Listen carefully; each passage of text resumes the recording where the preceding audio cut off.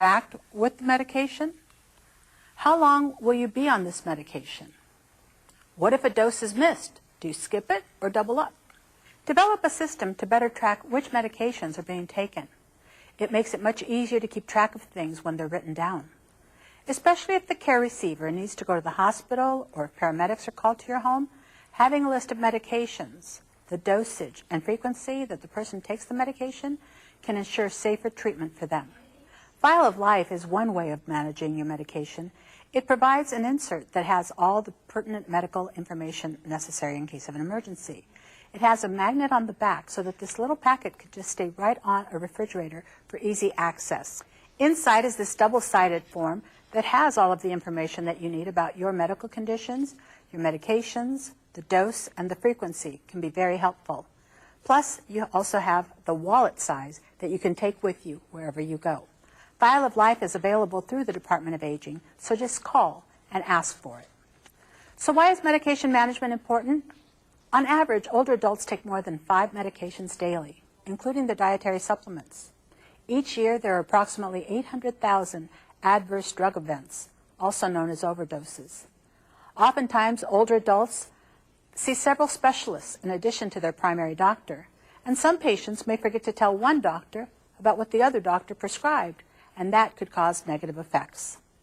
Sometimes there are multiple pharmacies involved, and so warnings are not activated by the pharmacy because they're unaware of what other prescriptions are being used by the same patient. Think about it. Do you know the names and dosage of your medications, or the ones being used by your care receiver?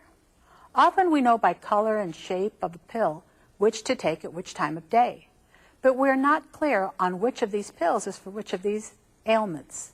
It's important to know the difference. Having good medication management can result in a decrease in falls, unnecessary hospitalizations, emergency room visits, admissions into skilled nursing facilities, and an overall improvement of mental status. Also, in the event of emergencies like earthquakes, mudslides, or evacuations, a person may have to leave their home without their medications.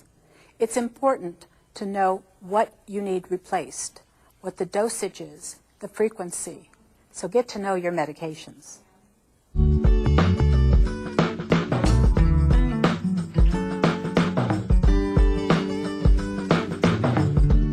I'm delighted to be able to tell you about a special program that we have, which is Senior Pets for Senior Citizens.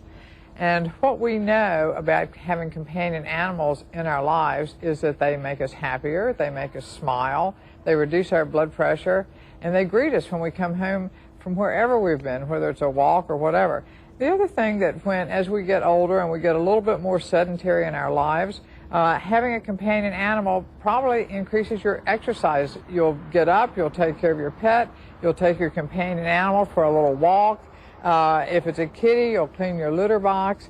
And when you remember to feed your companion animal, that's a reminder that it's time for you to eat too. So, you know, we just know that having a companion animal is the best way to enrich your life and to enrich their life because they need you too.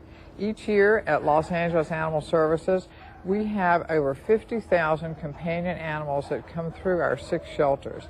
So we have a selection that you won't believe until you come and see it. We have kitties of all ages, from kittens to mature cats. I actually would recommend a mature cat. They're a whole lot easier. We have dogs from puppies to mature dogs. Again, I would recommend a mature dog because they're a little bit easier to handle and take care of. And we have love in all size packages. So come on down to Los Angeles Animal Services, any one of our 6 shelters, meet our amazing animals. We have love just waiting for you. Hey, buddy! Don't you know you should never leave a cooking pan unattended? And a working smoke detector can warn you of a fire. Like the one behind me.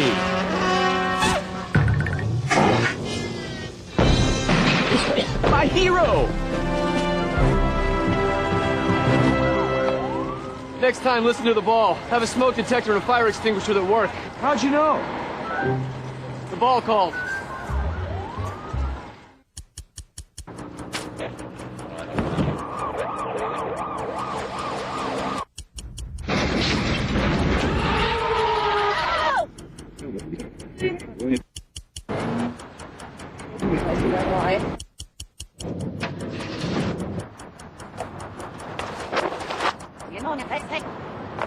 Yes, I know I'm late. I'll be there soon. It's better to lose 1 minute of your life than your life in 1 minute. Watch the road.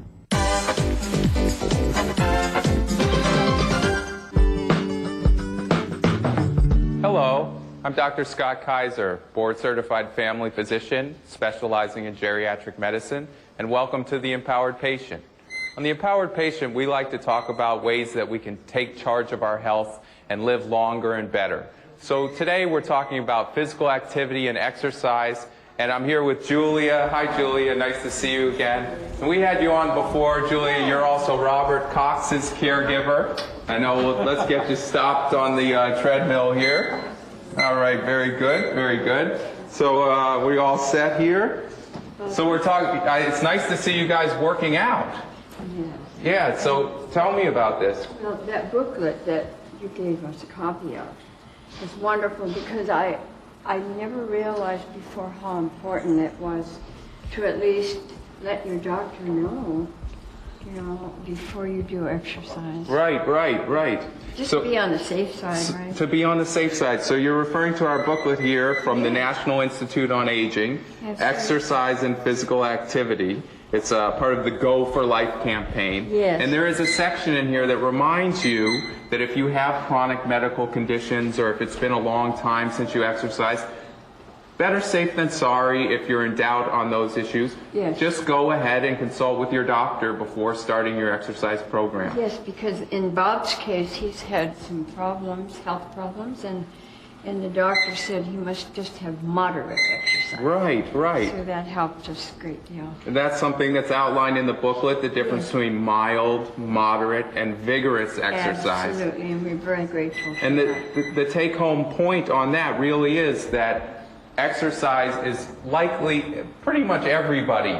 Yeah. I can't really think of anybody who couldn't benefit from some physical activity exercise plan. Absolutely. We walk a great deal and we dance, but this is a specialized type of thing to work out. Some of the upper body we've kind of neglected. Right. So We're gonna go you on could that. tailor your exercise program Right. to you. And if you've had surgeries or if you have certain medical conditions, you might need to tailor your exercise regimen in specific ways. Absolutely. So the safe bet is just talk to your doctor about it before you start. Absolutely. That's what we're doing. And That's thank great. you so much for that booklet. Absolutely. For your good work. And I'd even encourage you, as you guys continue to exercise, let your doctor know how you're doing. You have these sheets in here where you can track your progress. We will. And I know that you've been filling these in. Take them to your doctor's office. I'm sure Mr. Cox's physicians and your physicians would love to know the progress you're making. That's important because I know it did say earlier on that you should keep your doctor aware of different circumstances. And so this is a wonderful idea. All right. Thank Well, you. thank you so much for Okay. having us. Okay. Thank you, Mr. Cox.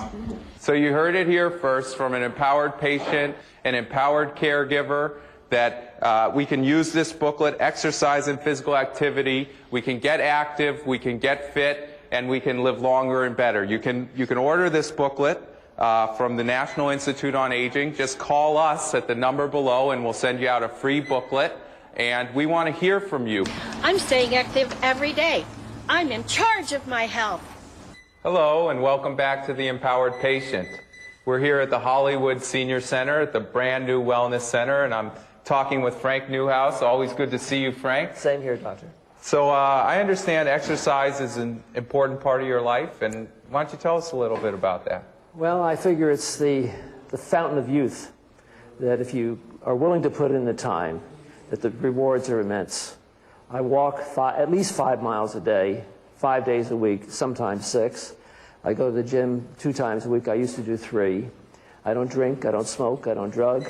I don't burn the candle at both ends, and I think, coming up on 76 this month, I think it has paid off. I'm delighted with the results. Great, so you're feeling good. Oh, yeah. You feel full of energy, and Yeah. and you feel that's related to your physical yeah. activity. Yeah, you just can't beat yourself up consistently year after year and expect good things to happen. Some people are freaks of nature. I don't want to roll the dice on that and say, well, I'm going to be the exception to the rule. Right. And that's great to hear. You see that a lot of people out there have a misconception that as you're getting older, you shouldn't exercise, and that it could be dangerous. But I think that what we're learning here is that if you're doing it in a way where you have a plan, it can be a great thing. And I know that you've used this booklet here. I have.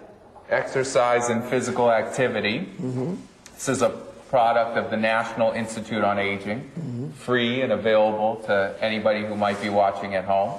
And so tell me, how have you used this booklet to enhance your already very active lifestyle? Well, I read through it, and I noticed the specificity of the exercises. And there were some things in there that interested me particularly, like the balance. My balance is not what it used to be, and so I'm going to try some of those exercises and find out about others, because I've heard people talk about improving your balance, and it can be done. And I noticed that coming downstairs, that going up a hill doesn't bother me, but if I'm coming downstairs in a house, my knees they're trying to tell me something. And so I'm taking glucosamine chondroitin. So you're highlighting a great point here, is that here you are, you're somebody, you've been active. When did you say you started exercising regularly? At age 30. Okay, so for a good amount of time, you've been regularly active on a good regimen, but there's still some things that you thought you could add to it. Yeah. And so that there might be people out there watching at home who already say, oh, I'm already active, what else do I need? But you read through this booklet and you said, I have good strength and endurance, but I really could work on my balance a little more. Yeah. And I like the fact that they were talking about liquids. And I drink 24 ounces of water every day. And I think that it has helped. And I'm glad that they recognize that fact. Yeah, that's great. There is a whole section in here about staying hydrated, and that's important because a lot of people, as they age, might sweat less than they used to. I do. And if you really break it down on a scientific level, the whole thirst mechanism sometimes changes as we're aging. So sometimes it's, very important that you might not feel thirsty, you might not notice you're sweating a lot, but that you need to continue to drink a lot of fluids before, during, and after physical activity. Yeah, it's a great point. It's right here in this booklet. And I changed my regimen as far as weights go. I used to use more weight, and a friend of mine he's 72, he has the body of a 25-year-old, and he's lowered the weight that he uses, but increased the reps. Increase the reps, the repetitions. Exactly. So more of the same movement with a lighter weight. Yeah. So your goal is about 10 to 15 repetitions? Well, with 12 pounds, I'll do 100 curls, and then I'll do 100 shrugs. Oh, great. So I use light weights. Okay, so you use light weights and high reps, and you found that that's what works for you. He says it works better. Okay, well, it's different, it's going to be different what works for different people. What's recommended is the 10 to 15 repetitions is a good starting point, because then you can find if it's too little. If the weight's too much, you can't do the full 10 reps, and if the weight's not enough, you might be going on and on. Exactly. But, so that's great. So you're staying active, and it's great to see you here at the Wellness Center. I know that that's another great resource for a lot of people out there. Call your local senior center, call the Department of Aging, find out what's available in your area. And it's just always a pleasure to have you, on The Empowered Patient. Glad to be here. All right. So here we have Frank Newhouse showing us how we can live longer, live better. As Frank likes to say, keep our bodies out of the clutches of the medical system if we're able to.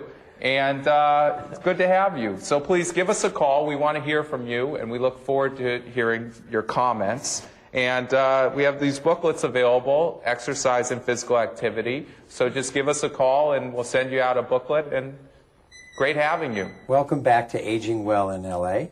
We're visiting with Nancy Sfera, and joined now by Michael Hughes. Michael, thank you. Thank you. We had a chance to talk beforehand. You're an amazing guy. You're talking the teaching ESL classes?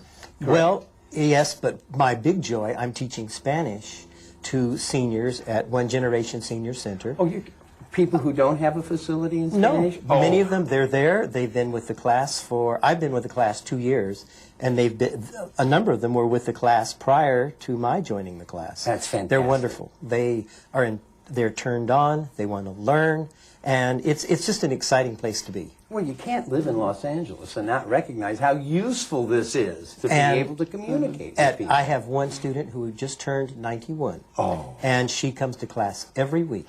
Isn't that wonderful? Holy cow. I wish I had that kind of strength and durability. Who knows? What is the outlook for a class like Michael is teaching? I mean, I know that's not traditional education, so is it off the radar screen entirely? It is, unfortunately.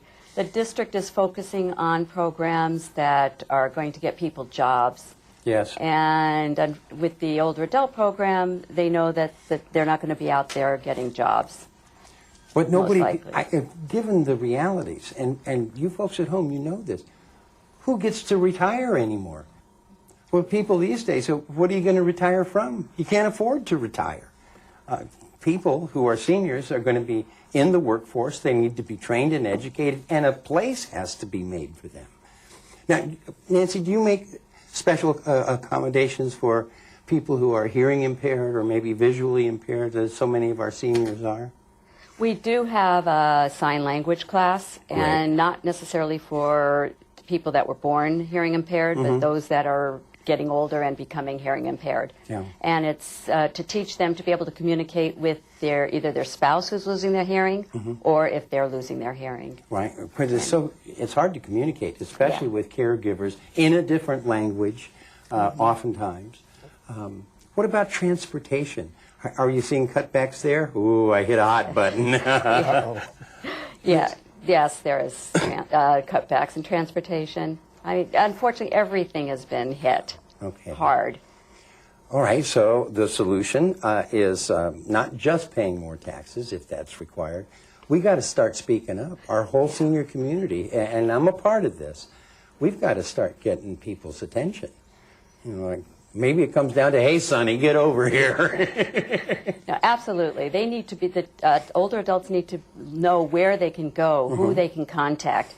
When our program first started getting cut, we let them know where who their council people were, who to contact. Yeah. And a lot of them did write letters, but it's a small proportion of the older adults that did it. We need more involvement. You won't remember this, but Mike, you will. When the Gray Panthers got started. Of course. Yes. It was fabulous. You know, that's these people who were alive and vital, and it wasn't, they weren't demanding something they didn't deserve. They were asking for parity and equality and some recognition that our older citizens are worth something. They are wise. Well, the seniors at One Generation are alive and active, and I have had until this last year just one class. Now it's been expanded. I have 2 Spanish classes at One Generation because we had enough students. We had a bunch that said, oh, that's an advanced class. We want to start a beginning class. Wow. So I have 2 full classes. Isn't that amazing? It's wonderful. It's now, when inspiring. you say full, how many people are we talking about? 20. Wow. That's a handful for any teacher. It would be. And they inspire me because what I love is I can share with them. I can share their experiences. We can talk about the music that I love of their era. Yes. We can talk about stars and performers of that era. Yeah. And it's like they understand where I'm coming from and my loves. And it's a vital, loving experience. And I understand that as a kid who grew up on a television show from way back when. Nancy, can people contact you through One Generation, or are you here at the adult school? I'm here at the adult school, but I'm in close contact with One Generation, and they can contact me through there, too. It's an impressive organization. I was amazed at our last visit there. I loved it, whether it was the dancing teachers and the nutrition. So important. There was a cooking class going on. Yes, and they get a certificate, so they can go out and get jobs with the certificate in restaurants. You know, maybe and there is a singing class on Mondays. They have a petition, and the songs they're singing are the songs I love. And I'm teaching my little lesson, and on the other side of the petition, we have Rodgers and Hart. Yeah, it's Some Enchanted Evening. That too. They meet. They have a pianist, and they sing these songs. They have people get up and do individual, and they're not afraid. No, they're not Barbra Streisand. But they get up and they're courageous and they sing, and I say, good for you. That's the best. Maybe the true answer, folks, as maybe we ought to take care of ourselves. Anyway, thank you both so much, Nancy. A pleasure to see you again. And Mike, nice to meet you. Thank you. Thank you. And we'll see you the next time on Aging Well in L.A.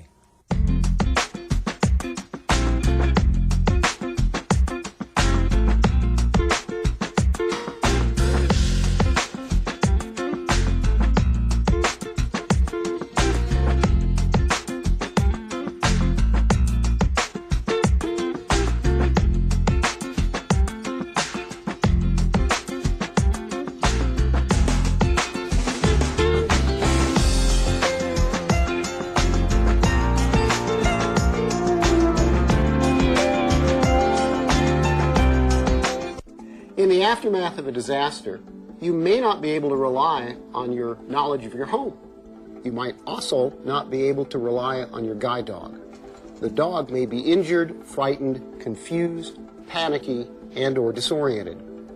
Be prepared to calm your dog and to keep it confined and securely leashed and/or harnessed. If you use a cane, remember to keep it readily available to assist you around hazards and obstacles. Keep a spare by your bed and at all exit doors, as well as a spare leash for the dog. Ensure that your guide dog is microchipped and that their license and identification tag have current contact information. Guide dogs can accompany you to an emergency shelter. Just as you need to prepare an emergency kit for yourself, you need to have one for your dog. Ensure you have enough water, food, any medications they may require, and a first aid kit. A blanket or rug and favorite toy may help calm them as well. Keep your veterinarian's name and number in the kit. Vaccination records may be required at the shelter. Only you know what can prepare and assist you and your family during a disaster. Are you prepared? For additional information, please contact the Department on Disability or the Emergency Management Department by calling the numbers on the screen or by dialing 311.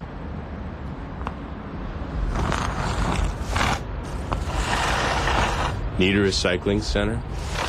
Call 311, the toll-free number for non-emergency services. 311, your one call to City Hall. Hi, I'm Nina. This is my daughter Miranda, and we live in Silver Lake. We love the cultural diversity of Los Angeles. You're watching LA City View, Channel 35. Our city, our channel.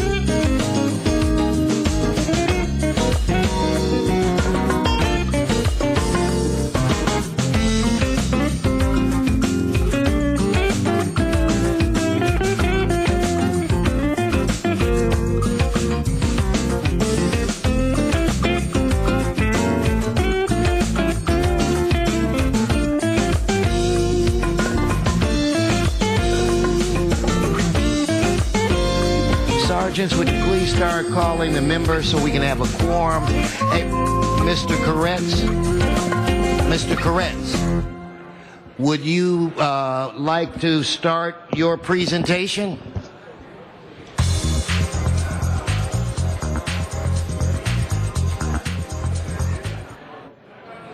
I want to welcome everybody to the Los Angeles City Council. We're going to begin today's proceeding with a presentation from Paul Koretz. Mr. Koretz, you're on. Thank you, Mr. President. When we scheduled this presentation, it was our great hope to honor Leon Weinstein in person here in City Hall so that he might share his remarkable story with you.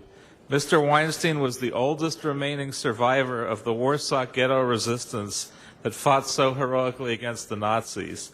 Sadly, he passed away last month at the age of 101, so we can't greet him here today.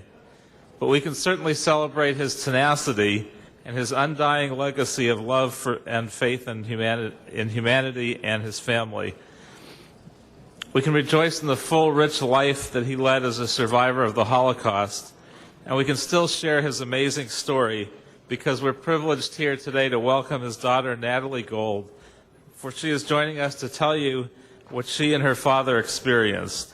Natalie, thank you for being here today, and I hope we'll all listen carefully to her story.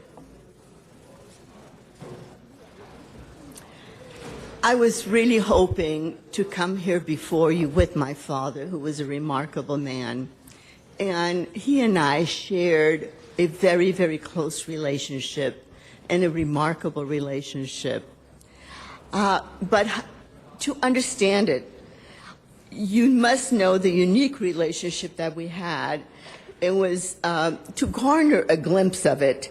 I'd like to read to you a small portion of an article which appeared in the Los Angeles Times on the front page, written by Kirk Streeter, a Column 1 reporter. And in fact, I think this is what brought my father and I to your attention. The article was entitled, "Raising a Fist to Death. A Holocaust survivor raises a fist to death." Leon Weinstein survived the Warsaw Ghetto, but it is not the story that he wants to tell. It was the story of a little girl. So I'm going to read you a quote from the opening of the article, which ran 3 pages. "She was Jewish, but to live, she needed a Christian name. She could not be Natalie Leah Weinstein, not in wartime Warsaw.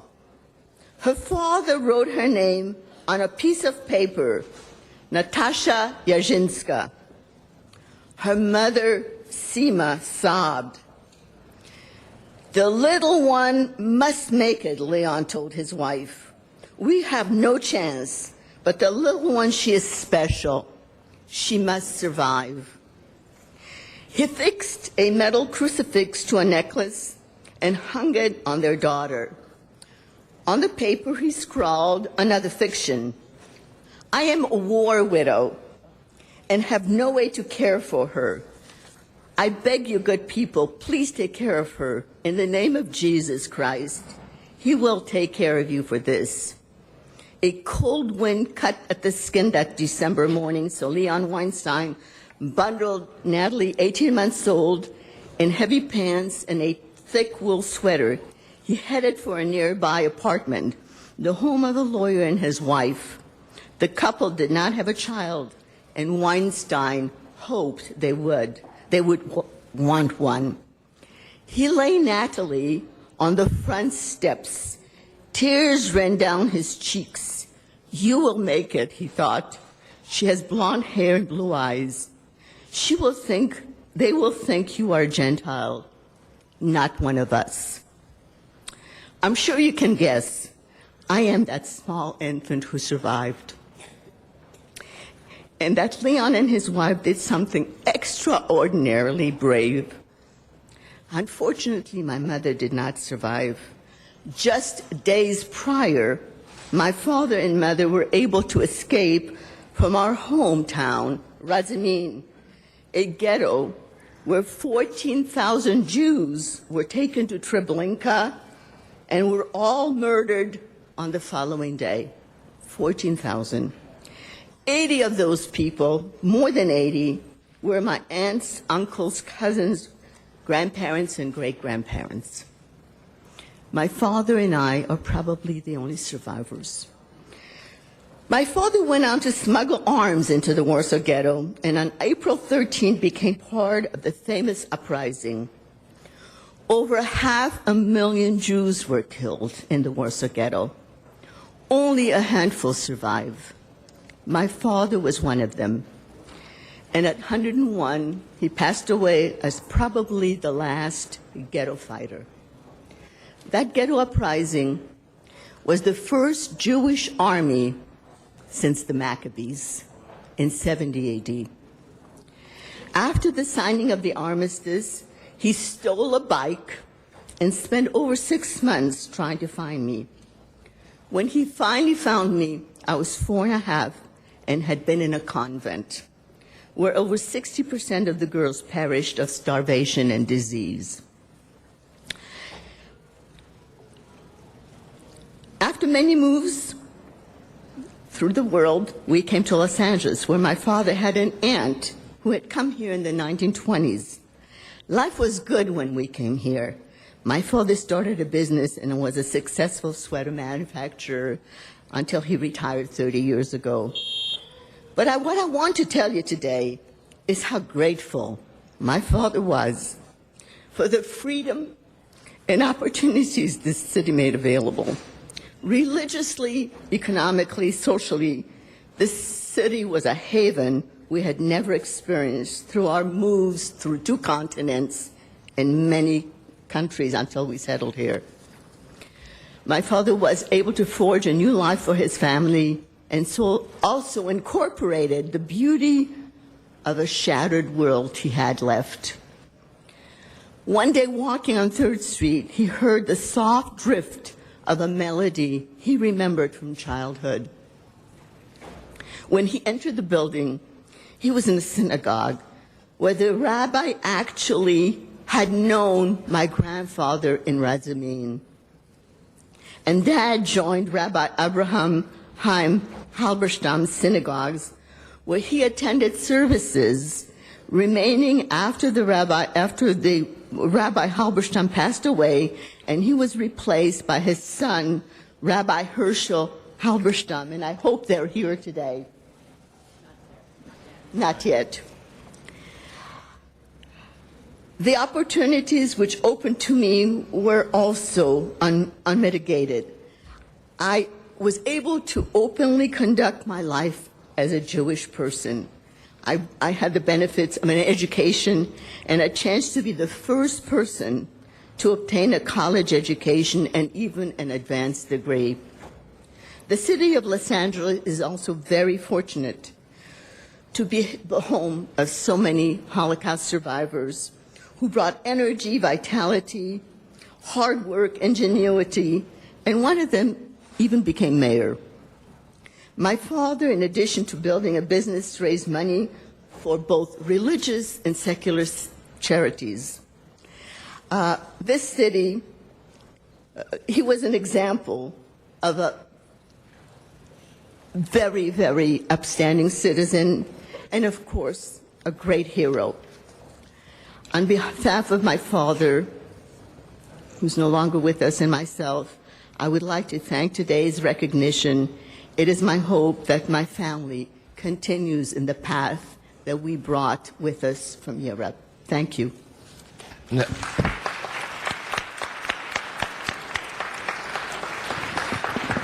Mr. Koretz, I just want to say that was one of the most moving things that I've ever heard. So I just wanted to say you really moved me with the life that you explained. Moving. Mr. Koretz. And I have a certificate of appreciation honoring you and your father. And it reads in part, the City of Los Angeles celebrates the life and memory of Leon Weinstein and proudly honors his family and their shared love. The City of Los Angeles salutes Leon Weinstein and Natalie Gold. Through their steadfast ways and caring deeds, they have demonstrated that humanity's conscience is also humanity's heart, and that saying never again to genocide is wholly akin to the enduring spirit that forever unites the good. And Leon Weinstein's life reminds us of the importance of committing ourselves to resisting intolerance and injustice in whatever form it takes. And hopefully, may this be our commitment as a city. And lastly, I'd like to introduce Natalie's friends and family who are here with her today. I believe most of them, if not all of them, are here. Rabbi and Mrs. Halberstam, Mr. Alan Gold, her son Robert Gold, friends Ava Bretler, Andre Morin, Wendy and Alan Rich, Deirdre Telkisnitty, and Brenda Lamoth of the Mayor's Office. So it's my honor to present you this commendation on behalf of the City of Los Angeles.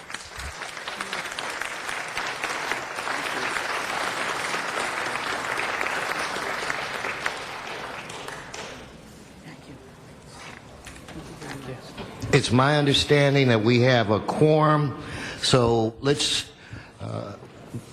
call the roll. Madam Clerk, let's get started.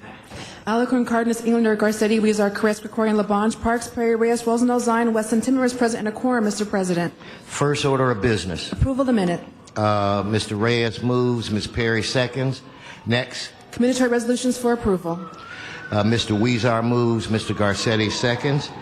So that should bring us to the agenda at this time. So before we begin our next presentation, let's go through the agenda.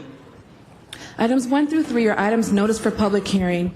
Item 1, for the record, there were 261 protests received. The total number of properties receiving notice were 897,654, which brought you to a protest percentage of 0.03%. So no majority protests exist for item number 1. Also for item number 3, it is a public convenience or necessity item in Council District 8, and a motion is required for item number 3. Yes, Ms. Perry. Continue item 3 for 1 week. Without objection. That would be continued to February 3rd. Are there any cards? Cards on item 1. Okay. President? Yes, Mr. Krikorian. I'd like to ask that number 2 be continued for 1 week as well, please. Okay. Without objection, Madam Clerk, we will continue that item for 1 week. Okay. Let's go to the next set on our agenda. Items 4 and 5 are items for which public hearings have been held.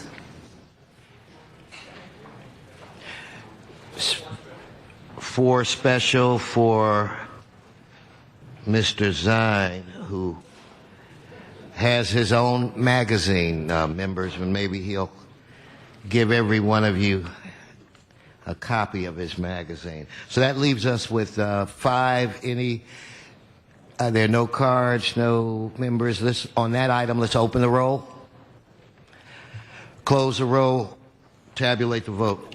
10 ayes. The next section. Items 6 through 12 are items for which public hearings have not been held. 10 votes required for consideration. Without objection.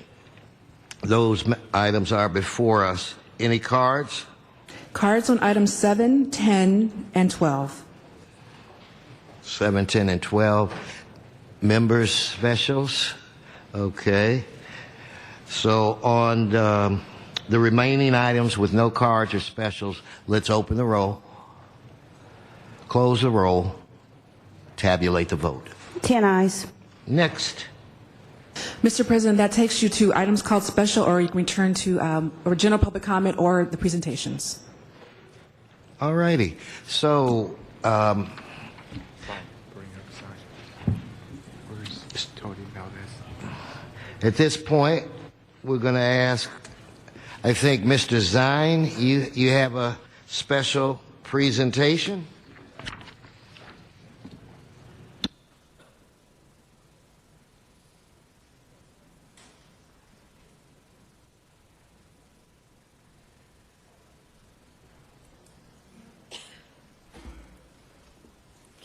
Thank you, Mr. President. I'm joined by a man who's known to everyone in City Council and all of Los Angeles, a reporter for Fox 11 News, Tony Valdez. And joining us also, Kevin Hale, the General Manager, and Kingsley Smith, Vice President of News. Are they here in the audience? If they can come forward also, Kevin and Kingsley. Today we're going to honor and present to Tony Valdez from Fox 11 recognition. Been with Fox 11 since 1981. Been there longer than any reporter in KTTV's history. Began working as a freelance reporter at KTTV, which was owned by Metro Media in 1981, became a staff reporter in December of 1981. Prior to KTTV, Tony worked as a writer, producer, and reporter for KTLA and KCET in Los Angeles. Also worked at La Opinion and the Los Angeles Herald-Examiner. Served as a weekend news anchor from November 1991 to January 1993. Received numerous Emmy, Golden Mike, Los Angeles Press Club Awards for his work in broadcasting. Attended Los Angeles City College and California State University Northridge. Also is a veteran of the United States Army. In all, Tony has worked in the news business since 1964, a career that has spanned over 48 years. At Fox 11, Tony hosts Midday Sunday, a weekly public affairs program which spotlights local and national issues with current headline news and newsmakers. Some of us colleagues have been on that show. Some of you may also know that Tony used to serve as the Master of Ceremonies at the city's annual birthday celebration on Alvaro Street. Tony volunteered for that for about 15 years, up until about 3 or 4 years ago when the city and the merchants unfortunately had to cut back on the celebration due to economics. And Councilman Huizar is going to fix that. He's going to bring it back. Aside from his volunteerism, in addition to recognizing his longevity in the news business, the reason I wanted to bring Tony here today for this recognition is because he reports on the LA's Most Wanted news segment profiling criminal suspects and missing persons. America's Most Wanted and LA's Most Wanted both stem from Crime Stop 11, a program Tony founded in 1983 with guidance from LAPD, God bless him, Chief Daryl Francis Gates. Crime Stop 11 was weekly segmented that showed viewers how to minimize their chance of becoming a crime victim. Each week the program would look at a specific type of crime, such as purse snatching, auto theft, etc., with an LAPD investigator who was live in studio with Tony and gave prevention tips. A few years later, Pacific Division detective asked if Tony would feature a specific murder case and include a composite of the wanted suspect. After that episode, a new concept was born, and they focused exclusively on looking for suspects. They also featured and found missing witnesses as well as unidentified bodies. On 2 occasions, suspects committed suicide as police were knocking on their door after being tipped by Crime Stop 11 viewers. When the news director at KTTV moved to another station in Washington, D.C., he took the Crime Stop 11 idea with him, changed the name to America's Most Wanted after Adam Walsh was kidnapped and murdered. Eventually, Crime Stop 11 became LA's Most Wanted. Even though America's Most Wanted is syndicated now and no longer on Fox stations, LA Most Wanted continues on our local KTTV Fox. As of today, approximately 165 people have been located and are identified by LA's Most Wanted viewers. Looking back, Tony reports that a handful of LA's Most Wanted episodes were particularly satisfying because they were able to help make a difference and bring justice to people who might not have otherwise had any. The fact that he has remained at KTTV for over 30 years is a true testament to his outstanding contributions to Fox 11 and the Los Angeles community as a whole. Please recognize, as I introduce, reporter from Fox 11, Tony Valdez.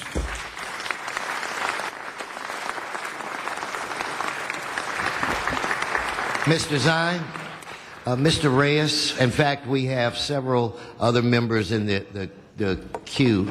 I have a feeling they have some good things to say about you, Mr. Valdez. Let's start off with the distinguished councilman from District 1, Ed Reyes. Before Mr. Reyes speaks, Tony just whispered to me that they're all lining up to be on the Sunday show. Well, thank you, Council President. I just want to stand because we just heard one of the perspectives that describes Mr. Valdez's accomplishments. But I'd like to share with you, colleagues, and those that are listening, that Mr. Valdez, to me, has been a very dynamic person, a role model for many who would be able to see him, look at his last name, but when you hear his voice, it's crisp, it's professional, but the substance by which he addresses is about the human story, the human life. I recall back when we were working on the struggles in Pico Union Westlake and what happens to families, what happens to immigrants. It wasn't about just the story of the downtrodden, it was about the story of those who arose, those who overcame, those who inspired, and that's what he brought to the forefront. And for that I thank you, Mr. Valdez, because those are the inspirations we need, especially now more than ever, when folks are struggling, to know that they can overcome, that the human spirit is strong, and that you have the ability to shine that spirit on everyone, regardless of race, color, creed, status. We're human beings, and that is what you've cherished, and I thank you for that message. I'm indebted to you for the inspiration that you provided this great city. Thank you very much. Thank you, Mr. Reyes. Mr. Garcetti. Thank you, and I'll take the invitation then if that's what you were saying. No, Tony, you've been an amazing light in this city, and in a city that often forgets its institutional memory, forgets, as we've said, seen so many changes happen in the media over time, and forgets kind of the neighborhoods that are the lifeblood of this city. You, to me, define the stability and the strength of the city in all three. I mean, I don't know if Mr. Zine mentioned, I didn't hear it, but also as a veteran, somebody, not just a veteran of media, but a veteran of the United States Army. We thank you for your service and the way that you've been able to contribute, and a graduate, I believe, of City College and CSUN. These are the LA institutions just like yourself, and you've always been able, as Mr. Reyes said, to make sure that there aren't communities left behind, but you've been able to do it and bring all communities into the mainstream, not to peripheralize, but to do the opposite, to make sure that folks aren't overlooked, and the families and the stories that tell the chronicles of Los Angeles today are the first and foremost. So I want to thank KTTV for keeping you around so long. I hope they keep you around for a very long time. It's been important for us to see ourselves on television and to hear our stories on television, but also what you've done for families to give them peace. Thank you, Mr. Zine, for honoring him today. God bless you, Tony. Thank you. Thank you, Mr. Garcetti. Is Mr. Huizar? Mr. Huizar. I'm hiding behind Mr. Garcetti back here. Okay. You can see me. Well, Mr. Valdez, my hat's off to you. The utmost respect that I have for you and the work you've done. And I've enjoyed watching your shows. They're real stories about real people that tell about not only what we're living in Los Angeles, but our history. And it's great to see an East Side kid do so well. And what I've enjoyed seeing most about you is that you report your stories with integrity and conviction, and no matter if a story gets controversial or some of the issues that we've seen that strike at the city, you've been able to stand up as well to talk about all sides of a story, and I think that's been very, very important to see. We have a great city, and it's one of the most diverse, but oftentimes in our past we haven't told all stories, and you've told everyone's story, so I certainly appreciate that. And when I see you on television, I do tell my kids that that's a guy from the East Side that did well and is making us all proud. Congratulations on all these years, and thank you, Mr. Zine, for bringing them to our attention. This is a long-deserved recognition by the City of Los Angeles to Mr. Valdez. Thank you. Thank you. Thank you, Mr. Huizar. Mr. Rosendahl. Thank you. I was wondering, should I say something or not? But let me just say this. Having done 3,000 television shows, public affairs shows, I certainly appreciate your shows when you get on and you talk and you listen and you let people understand something. The Sunday show that you play a role in, I want to tell your general manager, keep that stuff going. The more you have substantive shows where people can be empowered and learn, the better off we all are in this country. I know we're celebrating 30 years of an incredible career, but I want the station to realize that what he does not only reflects East LA and the pride people have in community, but it is journalism at its best. And we need that continued journalism if we want to make it through this great democracy. Empowering people with information is key to a democracy. And that's what you've been doing and continue to do it, and Fox continue to create those shows here on the local level. Bless you and thank you for what you've done. Thank you, Mr. Rosendahl. Ms. Perry. Very much, Mr. President. Mr. Valdez, I was a journalism major when I was an undergrad, and I watched you for a long time. And the thing I like about you is that you transcend boundaries. You defy stereotypes. You're a teacher. You take complex news situations and you communicate them in a very direct, very candid way that all people can embrace. And you're a role model for me, even though I'm in politics. There's probably a little bit of a frustrated journalist somewhere buried inside. And I just want to tell you what an inspiration you've been.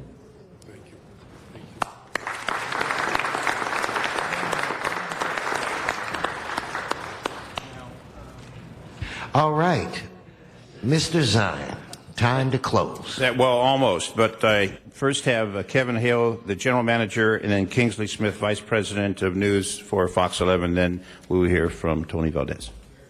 All righty. Welcome. Thank you. My name is Kevin Hale. I'm the vice president and general manager of Fox.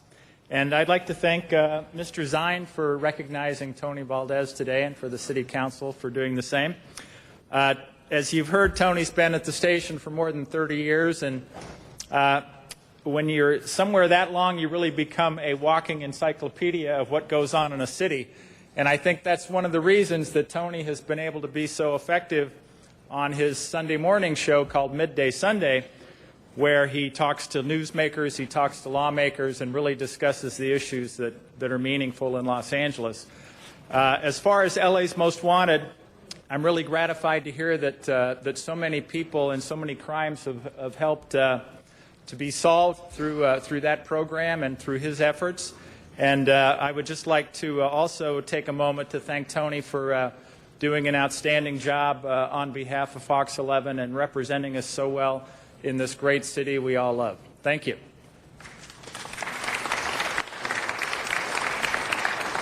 My name is Kingsley Smith. I'm the Vice President of News, and thank you, Councilman. Thank you to the rest of the body for this honor. It is it's humbling, and it's also very nice to hear such good stories about somebody who makes a difference every day.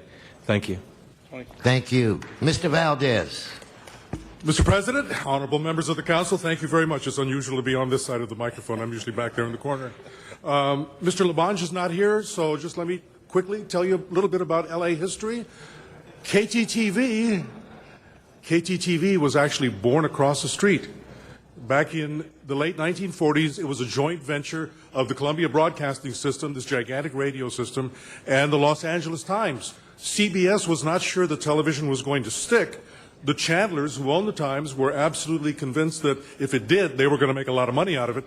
So they got together and created KTTV, Channel 11, went on the air on January 1st, 1949. I was already born. We were living up on Bunker Hill, 3.5 blocks from where we stand today. And like a lot of other people, I was down, I think it was at the Times building, but it may have been at one of the department stores along Broadway, but had my nose up against the glass like so many other people watching KTTV on the air for the very first time. And what I recall was that it was the Rose Parade, something that I had never been able to see, but we watched it live on Channel 11, and of course I never had any idea that I would someday be working here. Over in this area here, when I was a very young reporter in the 1970s, the 14th District was represented by Arthur K. Snyder, the red-haired Irishman who at every opportunity would say, "Yo soy el hijo del barrio." I'm a son of the city. And I've always remembered that because I feel like that. Also in 1949, that year that we saw KTTV go on the air, it was the year that the Community Redevelopment Agency decided that Bunker Hill, along with 10 other neighborhoods in the city, were blighted, that they had to be raised, they had to be flattened, and the people who lived in those homes had to be moved out so that a great new part of the city could be built. Of course, they moved us all out, they turned it all into parking lots, and we lived in places, my family lived first in the Aliso Village Housing Project, and then in the Estrada Courts Housing Project. The best thing that ever happened to me in my life was to live in the projects. because it was in the projects that in addition to English and Spanish, I learned to speak some Cantonese. I spoke a lot of Italian. I spoke a little bit of French, picked up some Hebrew, and because we were in Boyle Heights, of course, I learned Yiddish. It was the way the city was back then. And living in the projects where we were all mashed together, I learned that whether we call ourselves Christians or Jews or Muslims, we all prayed to the same God. And if we happen to be a Buddhist or a Hindu or a Native American, the message still got there. The prayers still got to where they needed to be. It was an awesome time. When I started wearing glasses, they started calling me Four Eyes, and that's when I learned how to fight. And when I went to junior high school and high school, and I put in my application to take a college preparatory exam, and it got torn up, and I ended up in shop classes, that's when I learned about struggles. But along the way, whether it was fighting or struggling, I learned how to make peace. And I learned how to get along. And I learned that if you want respect, you have to give it. If you want people to listen to you, you have to listen. All of those things have not only shaped me to be the man that I am today, but they made me the journalist that I am today. And I appreciate all the things that you say. Like so many other people in news, we have suffered huge cutbacks, huge downsizing over the years. So in that respect, to both of you gentlemen, I am very thankful that I continue to have a job. I'm very, very grateful. But I also have to say, in the spirit of Fox, with fair and balanced, KTTV has been lucky that I have chosen to work there for all of these years as well.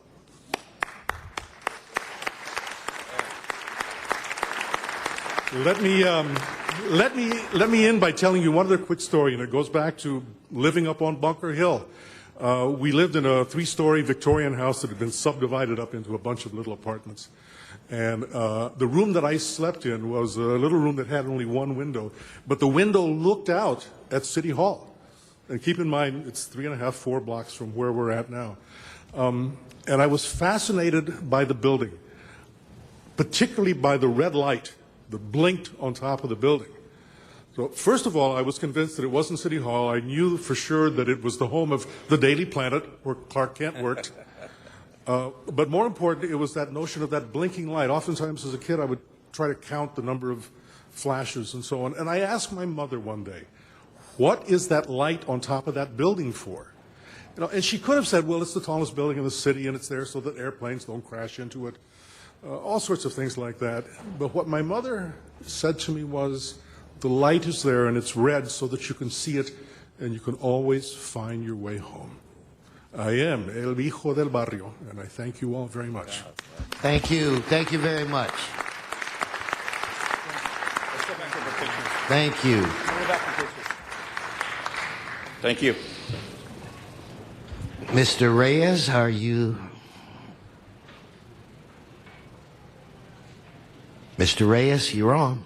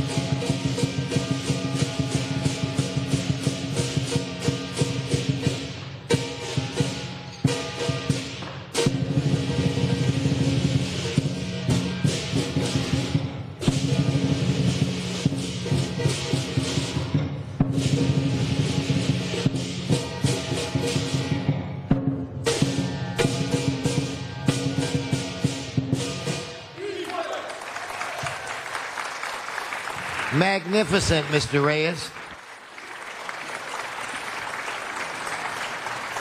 Thank you. I say thank you to the East Wind Foundation, the Youth Lion Dancers, for their wonderful performance. They are a group that started in 1972. They began in Chinatown, been doing this for many years. They engage in sports, recreation, martial arts, extracurricular activities, community events. Just want to thank you for being here. And I will be presenting to Ron, Kwan, and Wayland Tam a certificate. Looks like they're regrouping over there. but they have been the leaders of this group. Colleagues, what we just witnessed is thousands and thousands of years of tradition. In the provinces, in the villages, in the towns, the great lion dancers would come out and they would send out fruits, lettuce, and if you received and were fortunate to receive a piece of this fruit and or lettuce, that was good luck. So those of you who did get a little piece of lettuce there, good luck to you. So Gong Hei Fa Choi, Sun Yin Fai Lak. This is the lunar year 4710, which began on Monday, January 23rd, and will continue through Saturday, February 4th. With me, we have the representatives who have been tremendous in helping us out. But thank you, Aylin, for all your hard work. Eastwood Foundation, also the LAPD. So, and many. Thank you so much. Thank you. Okay, he's modest, just want to say a few words, but thank you, Aylin, for all your hard work and for the great performance. So, again, this is the year of the dragon. And according to legends of ancient times, Buddha asked all the animals to meet him on Chinese New Year. 12 animals that came first, each had a year named after them. He categorized that a person born within a particular year would have that animal's personality. If you're born in the year of the dragon, according to the Chinese zodiac, you tend to be innovative, brave, and passionate. Dragon people are determined, successful, and always popular, and can easily influence those around them. Dragons usually find themselves successful careers in the performing or creative arts or politics. Their elements is earth, and their color is gold. Members of the council, I wonder how many of you are of the year of the dragon. You do have a chart on your desk, so you want to see where you fit. You can have some fun with it and see if it truly matches. So there's a whole range of animals there, and I won't go that far. But there's Dr. Martin Luther King, who was the year of the dragon. Bruce Lee, Sandra Bullock, all examples of people who are reflecting these traits. Members, as you know, each year we celebrate the Chinese New Year with residents from all over the city. Part of this tradition has been to welcome and introduce our new Miss Chinatown and her court to our council chambers. So I'd like for you to welcome the court. Please come and join me.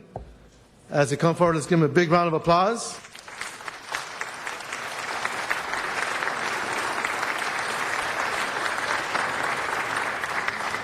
Sponsored yearly by the Chinese Chamber of Commerce, Miss Chinatown Contest calls for a competition amongst some of the brightest and inspiring young women. The chosen queen and her court have the honor of representing Chinatown at numerous events throughout the city, if not the region. And I've seen them in the cold, cold mornings at the firecracker run. I've seen them late in the evenings attending dinners. And so I know it's a lot of hard work, but they are tremendous representatives. Here for today are the young men who not only have big dreams, but are well on their way in achieving them. You're looking at future financial advisors, newscasters, teachers, doctors. Many of them are involved in communications. They come from the universities of Riverside, USC, UCLA, some great universities. Did you have any universities out? Vanderbilt. So I want to make sure I include everybody. So now with great pleasure, I introduce to you the 2012 Miss Los Angeles Chinatown Court. And I'd like to present the certificates. First, Miss Friendship, Stacy Chung.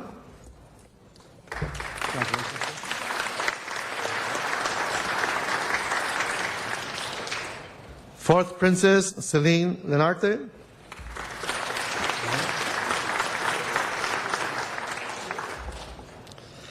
Third Princess, Ruby Chin.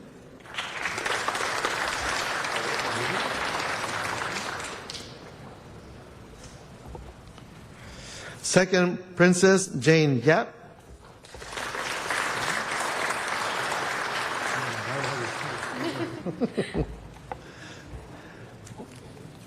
First Princess, Eileen Kwan.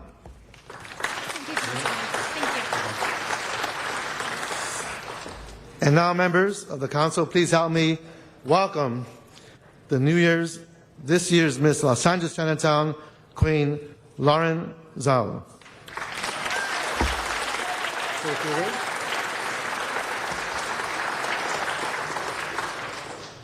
Good morning, honorable council members. Happy Chinese New Year. Gong Hei Fa Choi. We are the 2012 Miss Los Angeles Chinatown Court. And on behalf of the court and the Chinese Chamber of Commerce, I'd like to say thank you for having us here. It is truly an honor and a privilege. I'd like to introduce the court just once again. My name is Lauren Jo Weinberger. I'm the queen this year. This is the first princess, Eileen Kwan. Second princess, Jane Yap. Third princess, Ruby Chen. Fourth princess, Celine Lenarte. And Miss Photogenic, Stacey Chung. We'd like to say thank you for your participation in many of the Chinatown activities, and thank you for your support of Chinatown. It is truly invaluable, and it means a lot to us. And as many of you may know, the first day of Chinese New Year's was this past Monday, so we're just beginning all of the celebrations. And invite you all to join us. This Saturday we have the Golden Dragon Parade in Chinatown, starting on Hill and Ord, and it's going to be a great, great event, so we hope to see you there. Muchas gracias para esta oportunidad de representar la comunidad china y para celebrar el nuevo año con todos ustedes. Estamos honradas de estar aquí y les damos nuestro agradecimiento sincero para tu participación en la comunidad china. Feliz Año Nuevo. Happy Chinese New Year. We hope that this year of the dragon brings everybody good fortune, happiness, and health. 新年快乐，恭喜发财。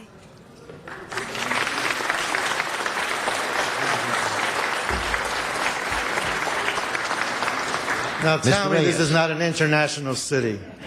That was wonderful.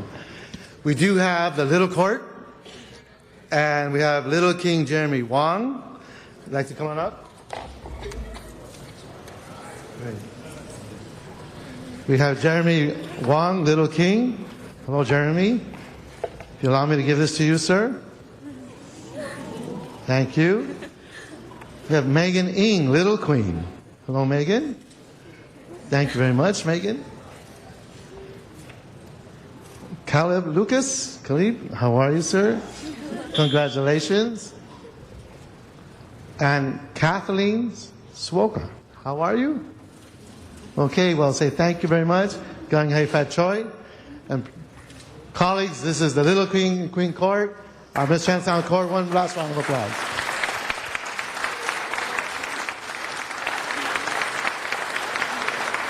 Thank you. And in closing, I want to thank Chester Chong from the Chamber. Thank you so much, sir. Tom Ng, the photographer. He's been doing this for 20 years. So thank you, Tom. I know this has been a long, long time. And thank you for your support. And Nikki Ung, also supportive in making sure this happens today. And my source I'll get from my office as the steward. So again, thank you so much. Have a great day. Gang Hei Fat Choi. Thank you. Thank you. Congratulations to you.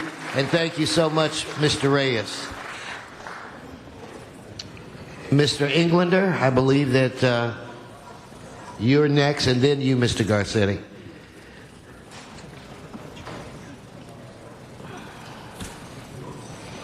Everyone, yes, come on up.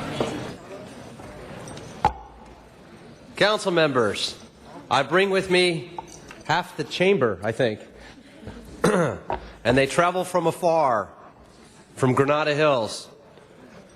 We are here to honor the amazing achievements of some very talented and hardworking young girls in our community. I am proud to honor the girls' volleyball, tennis, and golf teams from Granada Hills Charter High School today. Granada Hills is the largest charter in America, and they consistently rank at the top of the region in academics.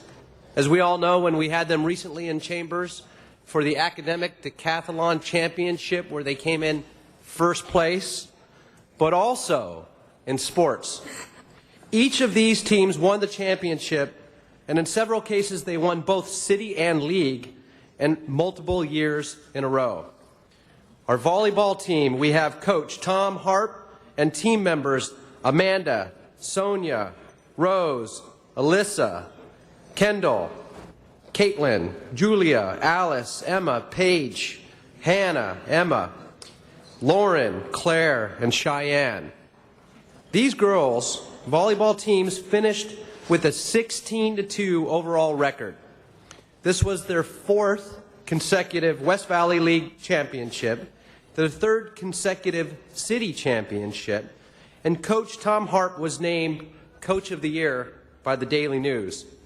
Samantha Kramer was named Daily News Player of the Year. Samantha, Emma, and Paige were named All-City Championship. So if we can give the girls volleyball team of Granada Hills a tremendous round of applause.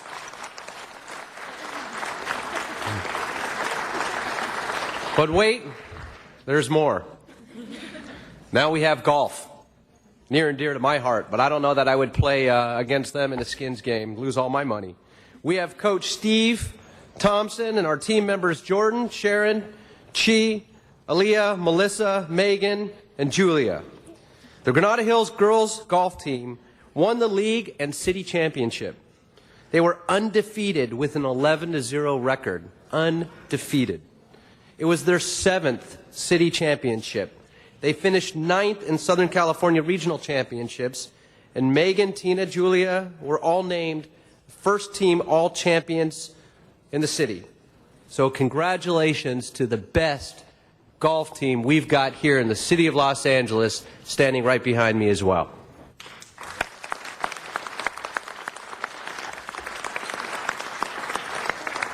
But wait, there's more. Our girls' tennis team. They're phenomenal. These girls, with the coach of Simon Robert Shaw, assistant coach John Bent, we have team members Sarah, Samantha, Annalisa, Cassandra, Mina, and Diane. The girls' tennis team was undefeated. Another undefeated team. 14-0. They won their league and city championship. This was their fourth consecutive city title. Simon was named Coach of the Year by the Daily News. Samantha and Annalisa were also named by the Daily News as the first team doubles and city champions. Sarah was named Freshman Newcomer of the Year and city singles champion. Cassandra, now listen to this, Mr. Garcetti. Cassandra earned a scholarship to play at the Naval Academy in Maryland.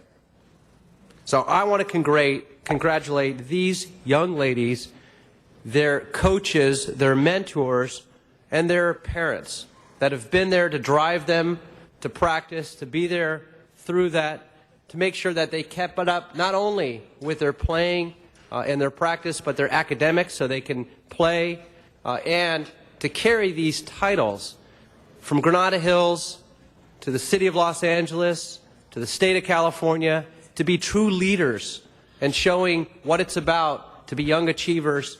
These are our future leaders, and I want to congratulate them. I'm so proud to call them residents of Granada Hills, residents of the 12th District, leaders in the San Fernando Valley, and champions for our city. God bless you, and congratulations to all of you. And I'd like to bring Samantha up to say a few words on behalf of all the kids as well.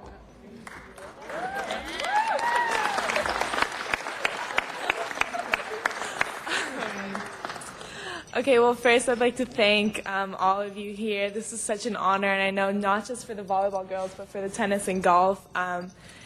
It's really nice to work so hard and get this kind of recognition. It really means a lot to us, and it keeps us motivated and shows us that there is something we're really working for, and we love being role models, and we love being here, so thank you all.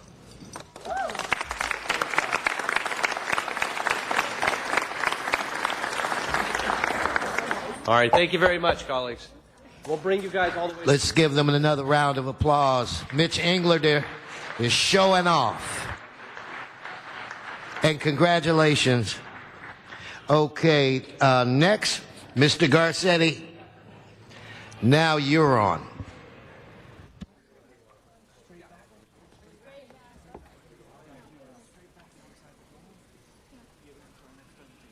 Come on up, guys. Thank you, everybody, for your patience.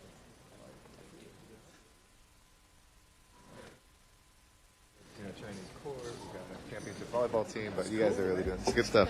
Thank you very much, Mr. President, and it gives me great joy to present an extraordinary group of individuals to this council to be able to present a very important month here in the city of Los Angeles and throughout this country. Today, as we come together as a council and a city to recognize National Mentoring Month, which honors mentors who are giving young people a unique opportunity to succeed. I know Mr. Labange is in here, but he always speaks about the impact of coaches in our lives. And I think all of us have had, in some cases, parents and mentors and coaches and those people who give you the idea that something you thought was not possible can be achieved in your life. This year's theme, Invest in the Future, Mentor a Child, speaks for itself. The role of the mentor is twofold. They help the mentee meet essential academic requirements, but they also serve as life coaches, helping children learn the basic life skills that will carry them throughout their lives. Whether the child in question is in need of someone to help advise in their career, or someone who also comes from a single-parent household and has succeeded and needs the support of another adult figure, mentors are there, ready, willing, and able to help. Today, we're honored to be in the company of 7 mentoring organizations that have upheld this theme and changed Los Angeles for the better. And they represent really dozens of mentoring organizations throughout this city. I remember a few years ago going to a mentoring meeting, and I was blown away by how many pockets of the city and how many organizations there are that are engaged in this most simple and most profound act. Today, we are joined by Big Brothers Big Sisters of Los Angeles, AGBU Generation Next Mentorship Program, Catholic Big Brothers and Big Sisters, Youth Mentoring Connection, Jewish Big Brothers Big Sisters, LA Team Mentoring, and the Fulfillment Fund. Behind every successful mentoring match is a team of dedicated believers. Of course, there's the mentor, but there's also the parents or guardians who are seeking support for their child. And of course, there's the financial contributors who might not be able to lend time but can lend money. And it's through their generosity that they make possible for these organizations and their volunteers the ability to do this important work. So yesterday was National Thank Your Mentor Day, and I would like to recognize it as well today. I would like to commend and show our gratitude to the mentors with us today who are helping to transform the lives of our young people. And speaking on behalf of the group, I want to present this commemoration from the city of Los Angeles to Tiffany Sayart, who is no stranger to these chambers, having worn multiple hats, but we are so proud now as the president of Big Brothers Big Sisters of LA. Please welcome her and all the mentoring organizations as we recognize National Mentoring Month activities throughout Los Angeles. Congratulations.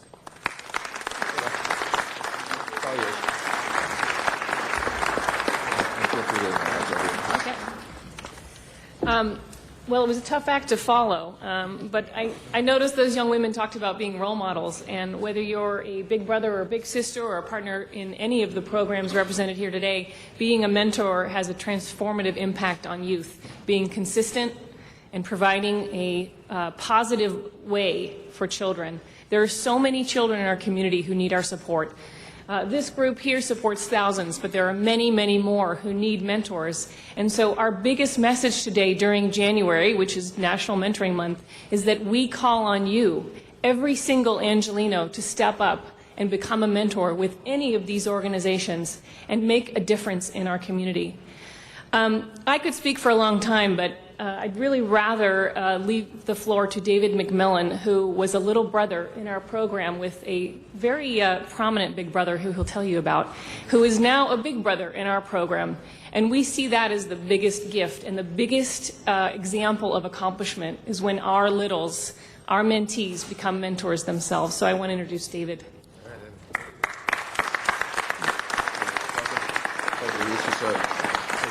Thank you. Honored members of the City Council, to quote one of my favorite lines from Shakespeare, if you be mad, be gone. If you have reason, be brief. So I will keep these remarks to the point. The reason why I'm here today and the reason that I'm the person I am today is because somebody decided to mentor me. And that really is the message that we're here to emphasize today. In my case, my mom applied for me to get a big brother through Big Brothers Big Sisters Los Angeles when I was 5 years old. I was on the waiting list for 2 years, but fortunately was paired with an amazing big brother by the name of Adam, who at the time was a prosecutor for the U.S. Attorney's Office.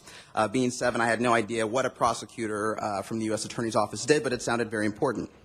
But I can tell you that our relationship, our first outing, in fact, was going to the beach, Venice Beach, and we called ourselves the Survivors. And 20-plus years later, we are still the Survivors and going strong. Adam was at my graduation from Yale University and USC Film School. and I was at his swearing in when he became Congressman Adam Schiff, the 27th District. So I think he turned out all right. 3 years ago, I decided to become a mentor myself, volunteered with the Big Brothers Big Sisters program. I was paired with an amazing kid named Jordan, who was also the same age that I was when I received a big brother. And from the outside, our outings are fairly simple. We go to the beach, we go to the movies, we go to the park, but I know because of the impact that this program had on my life that we're not just doing simple outings, that I'm actually helping a young boy to become a man. So my message here today to all of you, not just to the city council members, but everyone who's listening, make mentoring a part of your life and a part of your legacy. I promise you, you'll be glad you did. Thank you for listening.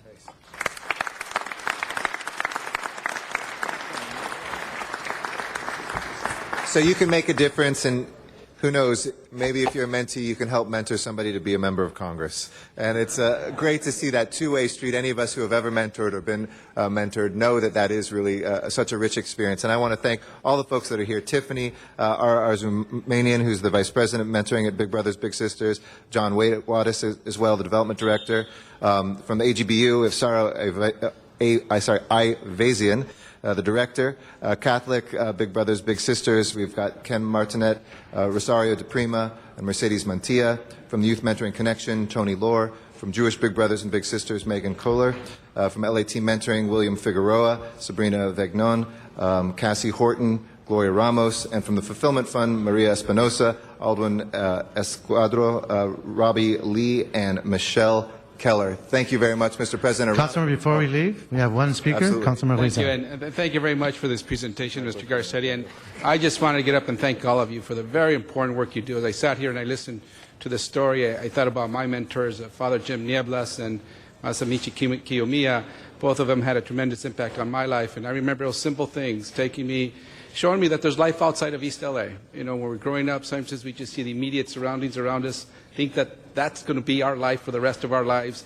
And with the impulses young people have, we go out and do things that we probably shouldn't be doing at a young age. But with our mentors, they show us there's life outside, sometimes our immediate neighborhoods, and really make an impact. Thank you so much, and I think it's tremendous work you do. And I also want to stand up and thank my mentors publicly, but also some young kids here from Bow Heights in East LA, and it's great that they're here, that they're also having some mentorships from some other adults in the room as well. So thank you so much for your very important work you do. You change people's lives. Thank you. And I think on the count of three, we're going to say one. Or become a mentor now? Yeah. What is it? Become a mentor now? Yeah. Okay, become a mentor now on three. 1, 2, 3. Become a mentor now. Thank you, Mr. President. Thank you, Councilmember. Our next presentation will be from Councilmember. Oh, there's someone else on the queue? Councilmember Krikorian? You okay? Councilmember Wisa, are you next? You ready to go? Okay. I'll take all this. Thank you. I'll take them right over to you.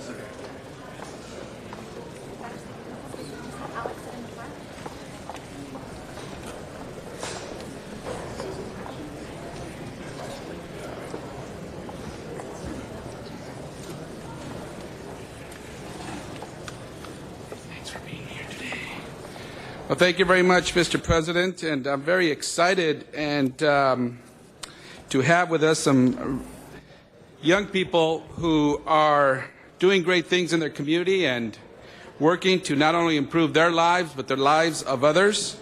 And it gives me great pleasure to welcome and to introduce to you the East Los Angeles YMCA Youth Delegates. Let's give them all a big round of applause.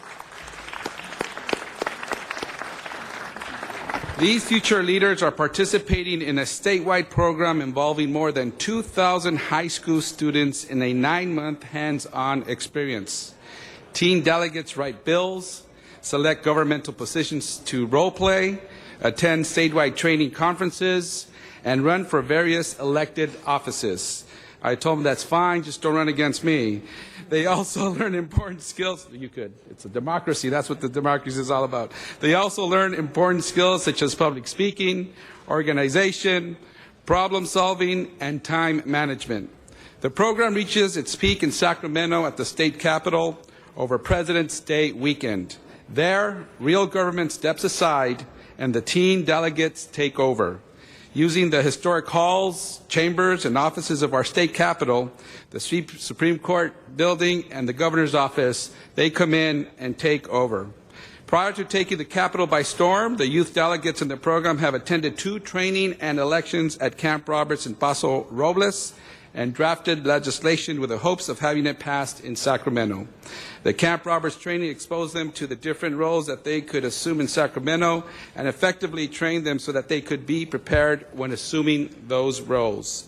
At this time, I would like to introduce the young delegates who are here, and if you could just raise your arm as I call your name.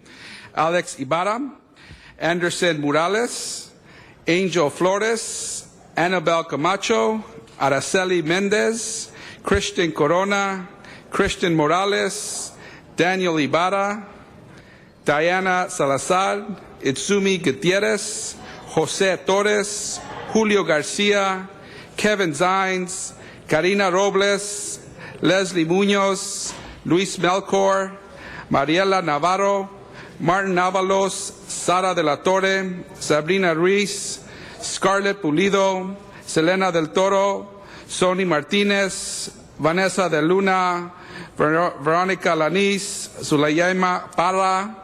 These bright students are participating in this program, and I want to bring up a very special individual from my alma mater, Salesian High School, who is also a participant in this program. I first met Alex back when he was in elementary school. I was on the school board, and we did a lot of things there to help improve the school. He is now doing great things, and I was very excited when I spoke to him not too long ago, and he was on his way to Washington, D.C. to witness a monumental moment in the United States history when he was there live to witness the swearing in of our President Barack Obama. This young man continues to impress me. Ladies and gentlemen, please welcome Alex Ibarra. Thank you, Mr. Huizar, for that introduction. Good morning. My name is Alex Ibarra, and I am currently presiding president of the Weingarten East Los Angeles YMCA. And I am a proud member of this delegation. And I would like to start off by saying that it is truly an honor to stand before the Los Angeles City Council and have the privilege of speaking. I would begin by telling that the Youth in Government program is a mock and legislature court system, but this would fall short of the universality of the program. The Youth in Government program thrives with the indoctrinate belief that democracy must be learned by every generation. Our delegation has not only done this, but has surpassed this thought. Meeting every Monday and Wednesday, our delegates stay updated by debating current events, debating bill proposals, and practicing parliamentary procedure. But this is only a minute portion of our program. At the beginning of our program, our delegation set out to be much more than participants within the mock legislature court system. We eliminated our boundaries and reached out to the community of Boyle Heights. We felt endowed with the responsibility to create the change we wanted to see within Boyle Heights. We initiated this thought by creating and participating in community events. This has been done by hosting a Boyle Heights community cleanup, giving toys to those in need during the Christmas season, and giving service to mentoring others at the YMCA. We voice our opinions in joining group collaboratives like Building Healthier Boyle Heights and the Youth Engagement Committee, aspiring to evoke the change we feel is necessary within our own society. A couple of weeks ago, we represented the YMCA by attending a training session in Paso Robles. Each of our delegates took on a designated role and shared their minds with almost 3,000 other delegates from around the state of California. I can proudly say that each of our delegates did not shy away from this challenge, but embraced this challenge. The confidence in our delegates has grown over time, the time we've been together. And we are ready to carry this momentum with us to Sacramento, where we will culminate our program. Each of our delegates could attest to the fact that the Youth in Government has been an enriching program in their lives, whether it be by means of improving their debating skills, giving them the courage to share their beliefs, and encouraging them to volunteer and give service to others. This program has blossomed each of our delegates. It has turned that once timid delegate into a well-articulate speaker. The success of our delegation would not have been possible without the assistance of our advisors or the support the Weingarten East Los Angeles YMCA has given our delegation. The success of our delegation would also not have been possible without the dedication, perseverance, and courage each of our delegates has. On numerous occasions, they have stepped up to challenges and surpassed set expectations and continue to cultivate their skills on a day-to-day basis. On behalf of the Wyandotte East Los Angeles YMCA delegation, we thank you for this recognition. This recognition is a reminder to our delegation to the oath we made to improve our community and to serve others. We will continue to work and strive to exceed expectations. Thank you once again for this prestigious recognition. Thank you very much. Great job, Alex. It's great to see him mature and become a responsible young man that is doing great things for his community as well. And next, I'd like to introduce Omar Torres, the delegate advisor. Omar? Hello, my name is Omar Torres, and I'm the lead advisor for the Youth and Government delegation. First of all, I want to say that it's an honor to be here, and I want to thank the council and Councilmember Jose Huizar for giving us this opportunity. Being the lead advisor for the program is an awesome experience. It's difficult to describe taking the youth up to these trainings up in a military base in Paso Robles. Some of the youth have never been out of the Boyle Heights community, so just taking them out of their element and allowing them to be in a program that grants them awareness and exposure of something outside of it, to be able to interact with youth from all over the state of California, from San Francisco to San Diego, is an amazing experience. These trainings expose them to different roles that they can assume in the state legislature and the court program that it offers. It then trains them so that they can be ready when they go to Sacramento next month. So our delegates are ready to go to Sacramento, as you can see. They're suited and booted and ready to go. They all know their roles. They know what they're going to be. We have assembly members here. We have senators. We have lobbyists. We have members in the appellate court. Almost any position you can assume in the state level is here represented right behind me. So it is truly an honor to be here, and I have nothing but positive feelings and great emotions for this delegation. Thank you. Well, thank you very much, and I want to introduce Victor Dominguez, the Executive Director of YMCA, and thank him for his work at the YMCA.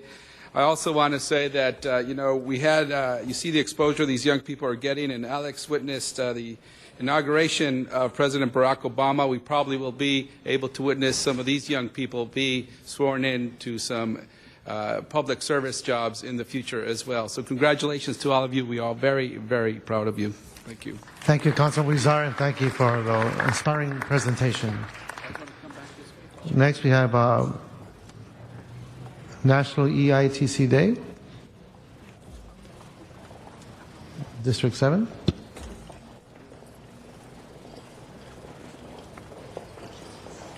Councilman Alarcon.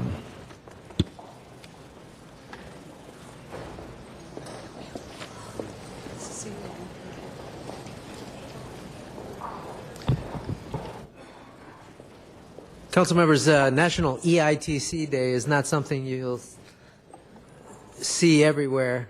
It's not exactly high on your calendar list, but it is something that is absolutely critical to the city of Los Angeles. What we are talking about is the Earned Income Tax Credit.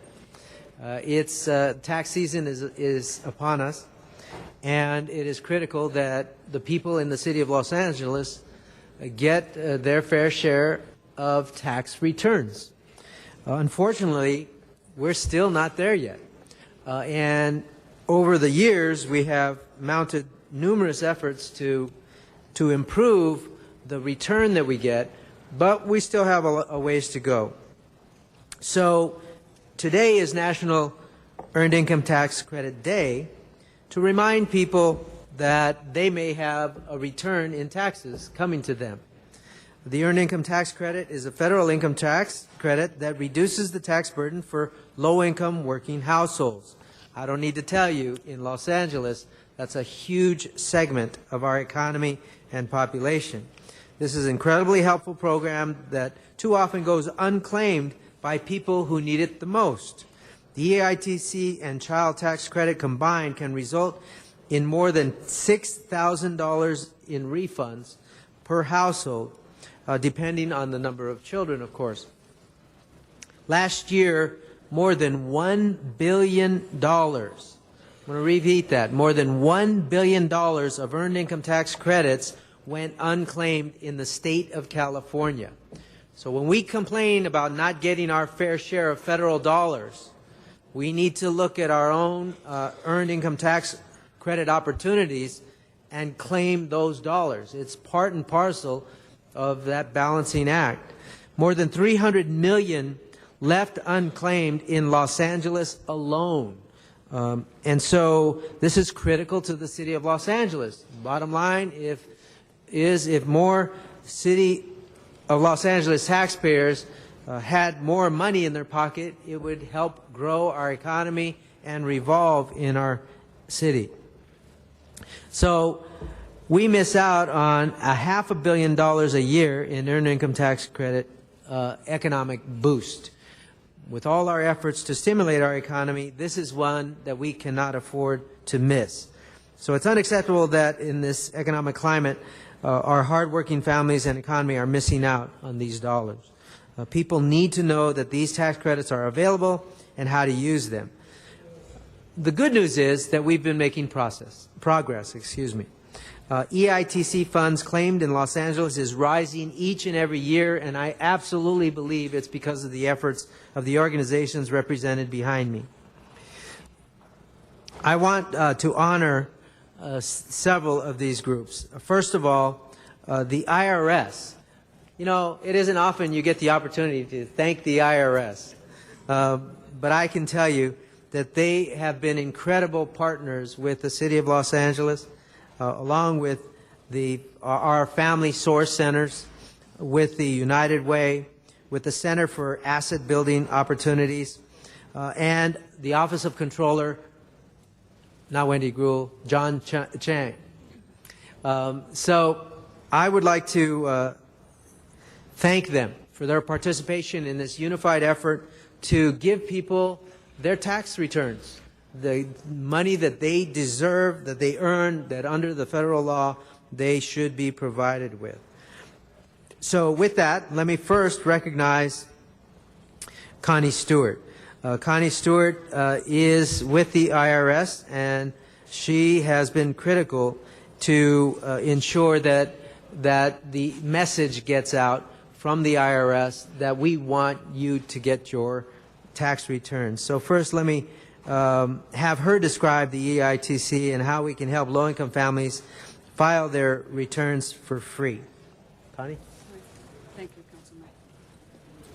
First of all, thank you very much. I'd like to first start off by thanking Councilman Alarcon for bringing attention to this credit today. As he stated, today is National Earned Income Tax Credit Awareness Day. So nationwide, city council members just like you are hearing this message statewide, nationally. The IRS works with partners, you'll see some of them behind me, across the county and across the country to ensure taxpayers are aware of this refundable credit. In order to obtain this credit, a taxpayer must file a tax return in order to claim it. IRS current statistics show that 1 out of every 5 taxpayers that are eligible for the credit do not claim it. That is money left at the table. A couple years ago, those statistics was about 1 in every 4. So we have shown that we have made progress, but we still need to push forward.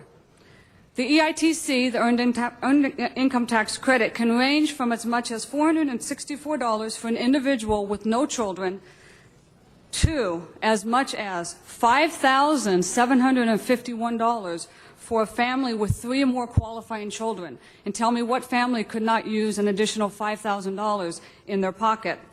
But in order to obtain the credit, a taxpayer must file that return, and that's where VITA comes into play. VITA, which is Volunteer Income Tax Assistance Program, is a free tax preparation program sponsored by the Internal Revenue Service. It also includes free e-file service, and it has been around for 41 years. And today, we still find taxpayers that are unaware of these free services. We need all of your help as part of the City Council to ensure the taxpayers in your districts are aware not only of the credit, but are aware where to go to get the free services they so well deserved. We at the IRS are here to help. I know you don't hear that often, but the IRS is here to help. We are here to help the taxpayers, and we want each and every taxpayer to receive what they are legally entitled to receive, and we do not want to see the Earned Income Tax Credit left on the table. So in closing, in behalf of the IRS, we'd like to give some special thanks.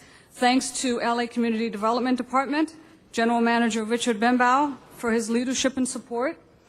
A special thanks to Abigail Marquez from CDD, who has played a very vital role in ensuring that the Family Source Centers across the city provide this service to all of our partners who continue to do this work and spread the word. Thanks again to Sarah on Councilman Alacon's staff for her continued support in ensuring that the message gets out. And I want to thank all the council members for their time, and Councilman Alacon, again, for your continued support of spreading this word. Thank you.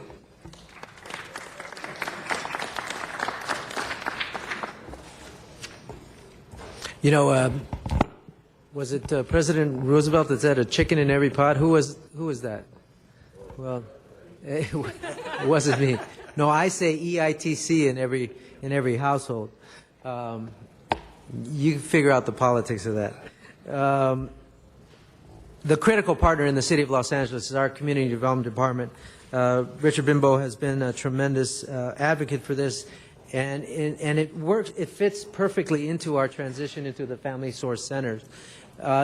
When we try to provide social services, imagine the impact we have when we can deliver cash. So it has a tremendous stimulative effect, not only on providing cash, but in getting them to receive other services that they so vitally need. So with that, we want to ask Richard Bimbo to make his comments. Thank you, Councilman Alarcon, Council President Wesson, and members of the City Council. As one of the largest anti-poverty programs for working families, EITC brings an estimated $1.5 billion nationally in refunds to qualified taxpayers, helping to subsidize family income and further drive the economy in Los Angeles. The Community Development Department is committed to creating economic opportunities for our city's most vulnerable residents. Under the Family Source Program model, all 21 of our Family Source Centers provide free tax preparation and help families access the Earned Income Tax Credit. Last year, in our second year as a Family Source system, our centers provided free tax preparation services for over 4,500 city residents and helped the families we serve access over $4.2 million in both state and federal returns, including $1 million in Earned Income Tax Credit. We expect to see those figures increase as we move into our third year of Family Source program integration. Our department's efforts help augment the efforts of the Greater Los Angeles Campaign Partnership and increase the total tax refunds in the City of Los Angeles. Along with free tax preparation, asset building programs that include financial education are offered at all Family Source Centers. Many of our Family Source Centers staff are here today, and I want to take this opportunity to thank them for their hard work. Thank you again, Councilman Alarcon, for being such a passionate fighter for Californians who are finding it harder and harder to make ends meet. Yes. Now I'd like to introduce Veronica Olmos, Executive Director of Central City Neighborhood Partners Family Source Center. Veronica? Thank you, Mr. Bimbo, Councilmember Alarcon, for really pushing this initiative, and Connie for your guidance.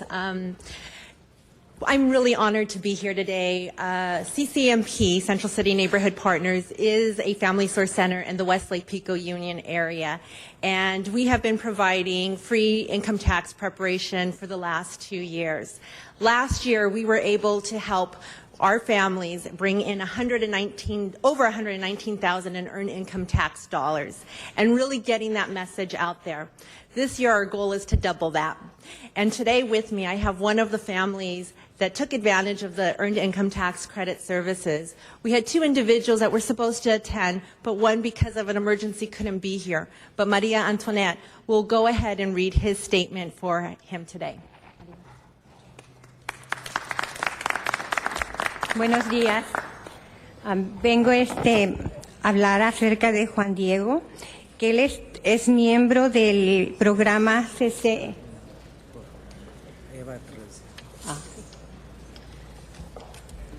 Good morning. Buenos días. Good morning. Good morning. Mi nombre es María Antonieta Acevedo. My name is María Antonieta Acevedo. Y vengo representando al CCNP de Westlake Pico Union. I come to represent CCNP from Westlake Pico Union. Y vengo a hablar acerca del programa que ofrecen a las familias de bajos recursos. And I come to speak about the program that is offered to low-income families. Les ofrecen varias clases, yoga, gimnasio. They offer different classes. They offer yoga and gym classes. Y el señor Juan Diego es una persona. Mr. Juan Diego is a person. Viudo con 2 hijos. He's a widower and has 2 children. Okay, y él está a cargo de ellos, es papá soltero. He's a single parent. He's in charge of his 2 kids. El año pasado le ayudaron con su declaración de impuestos. Last year he received help with his tax preparation. Okay, y él recibió un total de $400,584. He received a total of $4,584. En los cuales lo ayudó para pagar deudas. And that helped him to pay his debts. Y para comprar ropa a sus 2 niños. And to be able to purchase clothing for his 2 children. Y yo como miembro también pertenezco al centro. As a member, I also belong to that center. En el cual yo me he beneficiado bastante. In which I've been able to receive quite a bit of benefits. Recibo las diferentes clases de computación, inglés. I receive different classes, computer classes, English classes. A enseñarnos a comer mejor. They also teach us nutrition, how to eat better. Y esto me ha ayudado bastante. This has helped me a lot. Yo quisiera que así que permanecieran abiertos centros como este. I would like centers like this to stay open. Con lo cual todas las familias de bajos recursos como yo pudiéramos beneficiarnos. For low-income families to be able to receive benefits. Gracias. Thank you. We have one more speaker, and for the council members, this is the most important part because Marco Ramirez is from the Center for Asset Building Opportunities. He is the EITC campaign coordinator, and he is going to talk about how each of our offices can assist and get as much income tax return to your constituents as possible. Marco?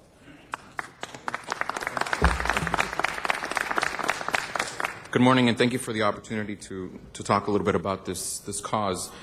In light of a report that the IRS published this morning, they're expecting millions more people to qualify for the Earned Income Tax Credit this year, more than ever. As we mentioned earlier, we talked about the benefits, the financial benefits that the EITC affords low-income working families. We think that it's important to talk not about what it is, but if anything, how it is that you can help in getting the word out to the people that qualify for this benefit.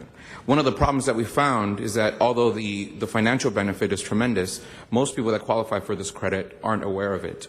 And so if anything, we'd like to offer 3 different suggestions on how you can help. The first one is, if anything, release, through your offices, release PSAs and notify the media about the tax credit and the work that this coalition is doing to promote these services. The second one is to refer your constituents to the Family Source Centers in your neighborhoods. As Mr. Bembo mentioned earlier, all of the Family Source Centers are now, they've built the capacity to serve people. If anything, we need more people that qualify for this credit to seek the service. And if anything, most of the sites are offering tax days. So we ask that you seek out these opportunities and participate in these tax days. Sometimes just your presence is enough to let people know about what's happening. And if anything, they begin to trust in the quality of the service. We have the IRS, we have the State Controller's Office, United Way, the city, supporting this effort, but we still need people like yourselves to help build more credibility into this program. And lastly, we have a press conference on February 6th at CCMP. Thank you, Veronica, for agreeing to host us at 10 o'clock. We'd ask that that you are members of your office to participate in this event, and again stress the need to participate in free financial or free income tax preparation. Thank you very much. Thank you, Mr. President, for your patience in allowing us to extend this presentation. But I think it is critical to Los Angeles for us to benefit from this. By the way, Dion mentioned it was Howard. It was Herbert Hoover who said a chicken in every pot. I didn't realize he was present at the time. But thank you, Dion, for that note. Finally, I want to commend the United Way of Greater Los Angeles and the Office of State Controller John Chung. They have been critical in helping us get this message out. I only hope that you take advantage of this opportunity to relate to your constituents in a direct way. Not only do we provide services at the City of Los Angeles, but if we can provide cash that they can circulate in our economy, it's good for all. And that's the main point. If you may not qualify, but if you know people who might, know that them getting their earned income tax credit will benefit the entire community by virtue of stimulating our economy to that degree. So with that, we do have certificates for all of the participants, and we want to... Councilman Alarcon, before you end, we do have two speakers on the queue, Councilman Garcetti and Councilman Perry. Thank you. I'll be brief, and thank you, Mr. Alarcon. For years, I've worked also on the EITC, and it's like having an alumni association reunion here. And thank you for being such a champion.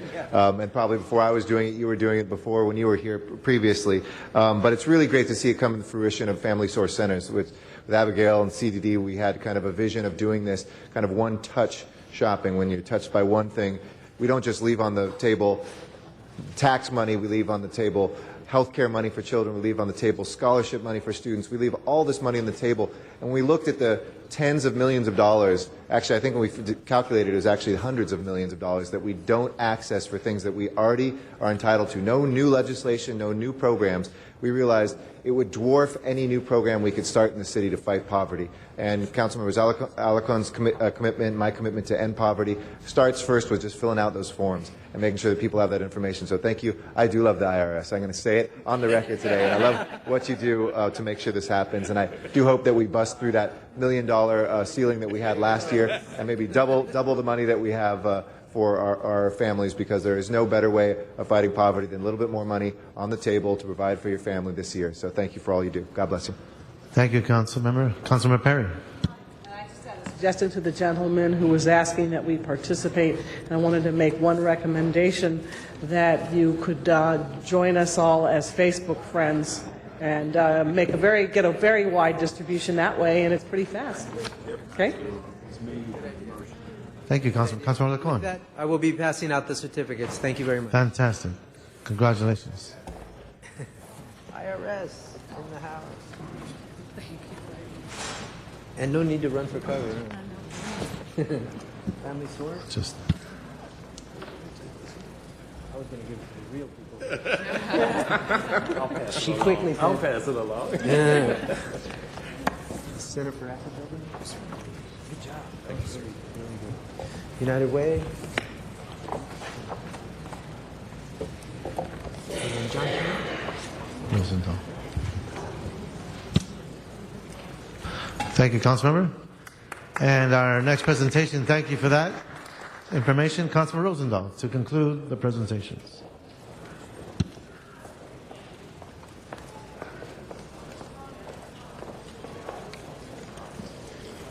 Mark and Jim here and everybody else. Quick. Oh, not everybody? Almost. Come on, Jim.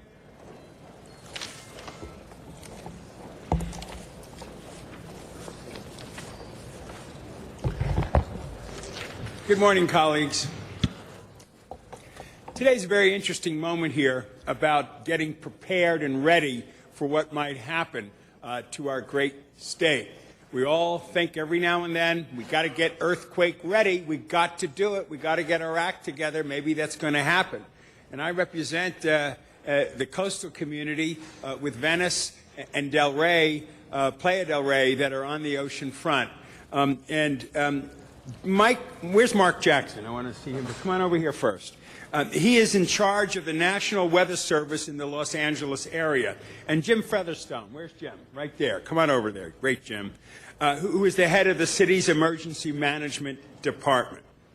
The two of them are here because the National Weather Service is recognizing the city of Los Angeles as a tsunami-ready and storm-ready community. The city of Los Angeles is the largest city in the country to have this distinction. This did not come easy and came after several years of hard work by our own emergency management department under the guidance of Jim Featherstone. Frankly, when we saw what happened in the Indonesian tsunami that frankly killed hundreds of thousands, roughly 300,000 people, and at that time, when I was on the council here, I put a motion in, frankly, to Public Safety, July 25th, 2007, that addresses this issue. So what we did was we went forward to get our act together, and the implementation of a plan that took place in 4 areas, created an evaluation and response plan, posted signs in inundated zones. And I might say, when we were working on putting the signs up, there was some concern by some realtors, oh no, that will degrade the area. No way. We have to be prepared if a tsunami comes. People in the community now in Venice and in the Palisades and other areas that are impacted by it are happy to have it because we've now figured out what do we do in the case if a tsunami were to come. So when we posted the signs, the conversations really got interesting in both the Palisades and in Venice and Playa del Rey. We also initiated a public outreach program. And part of that, we gave out brochures and we explained things to lay the groundwork to create a tsunami-ready zone and apply to become tsunami-ready with the National Weather Service. They're the ones who bless you or they don't bless you, and you have to have your act together to do it. This task took 6 years, and the city acquired funding through a $350,000 grant in 2007 to hire a consultant to enhance the plan. Folks, today we have the distinction, thanks to our emergency management department, to be the #1 of a big city in the nation. Today in Public Safety Committee, my colleague Mitch Englander and Mr. Zine had an update of the emergency operation plan. The tsunami-ready response was discussed, which is critically important for the evaluation and response. This will be coming before the full council on the 5th of February. What we're looking at is that we are in a tough budget times. We still need to find a way to pull together the monies to put a tsunami warning system along the coast that could be extremely helpful to us in our preparation. So at this point, I just want to acknowledge the two gentlemen that are standing next to me, Mark Johnson from the National Weather Service, and we have a certificate for you that we all signed here to show our appreciation of your leadership and working with us on that. Okay? Thank you very much for that. Okay? And of course, to my man here on the left, who's really been the leader of it all for us in the city, I got to tell you, I can't thank you enough for putting this together for us, signed by everybody here in the house. Bless you. Councilmember, we do have one councilmember on the queue, Councilmember Englander. Great. Yes, I wanted to thank Mr. Rosendahl as well. We had a discussion this morning about emergency preparedness in committee and talking about these things, and also and one of the things that Mr. Rosendahl brought to the table was what are we doing here as a coastal community, as a coastal city, for tsunami preparedness, and it was stated that the EMD would come back and look at grant funding and opportunities. I just wanted to state I appreciate that. I appreciate you bringing these guys forward as well and everything that they're doing to help the city be a safer place, and we'll follow up and follow through to make sure if there's any available funds we can go after those and secure them, and then maybe it'll be if we do get those alarms installed, the alarms will sound something like Mr. Rosendahl yelling at everybody to evacuate and stand clear, and we can use his voice as a recording. But I wanted to say thank you and applaud you to bring them forward as well. So I want to thank you for your chairmanship and your leadership on the Public Safety Committee in addressing the issue and the other things you've done since you've been on the council so far. It's great. Thank you. Okay, tell us how prepared we are. Good morning. Thank you, Councilman Rosendahl. Good morning, members of the council. This was actually a task that started in 2005. We were very fortunate with the support of the council, especially Councilman Rosendahl, because a lot of folks looked at this, the whole tsunami effort back then as almost a cry wolf situation. Councilman Rosendahl was a stalwart supporter all along. So what's happened is EMD convened a task force of some 60 subject matter experts. We obtained a grant for $350,000 in 2007. We used that grant to accomplish a major tsunami readiness program, secured inundation mapping, worked hand in glove with the National Weather Service, USGS, and a number of other agencies to define what actually areas were at risk in Los Angeles. At this point, there are 4 major areas which we've accomplished, and that was the tsunami evacuation response plan, the tsunami signage. Over 500 signs are in the inundation area that designate the inundation area, also denote the evacuation routes in the event of a tsunami. That's in the harbor area, Venice, West LA, and the adjacent county beaches. We also conducted a significant community outreach effort. We distributed over 20,000 pamphlets, had community meetings, and supported the efforts of the local council districts in making the communities more tsunami aware. And the capstone for this was working with NOAA and the National Weather Service to obtain the Tsunami Ready and Storm Ready certification for the city. The other thing that isn't talked about a lot is that the Tsunami Ready and Storm Ready certification actually have a positive impact on residents that have mandatory flood insurance. So we should see some sort of fiscal return on this investment. So I'd like to thank Councilman Rosendahl and the rest of the members of the council for supporting the Emergency Management Department in this effort. Thank you very much for that. Would you like to say something?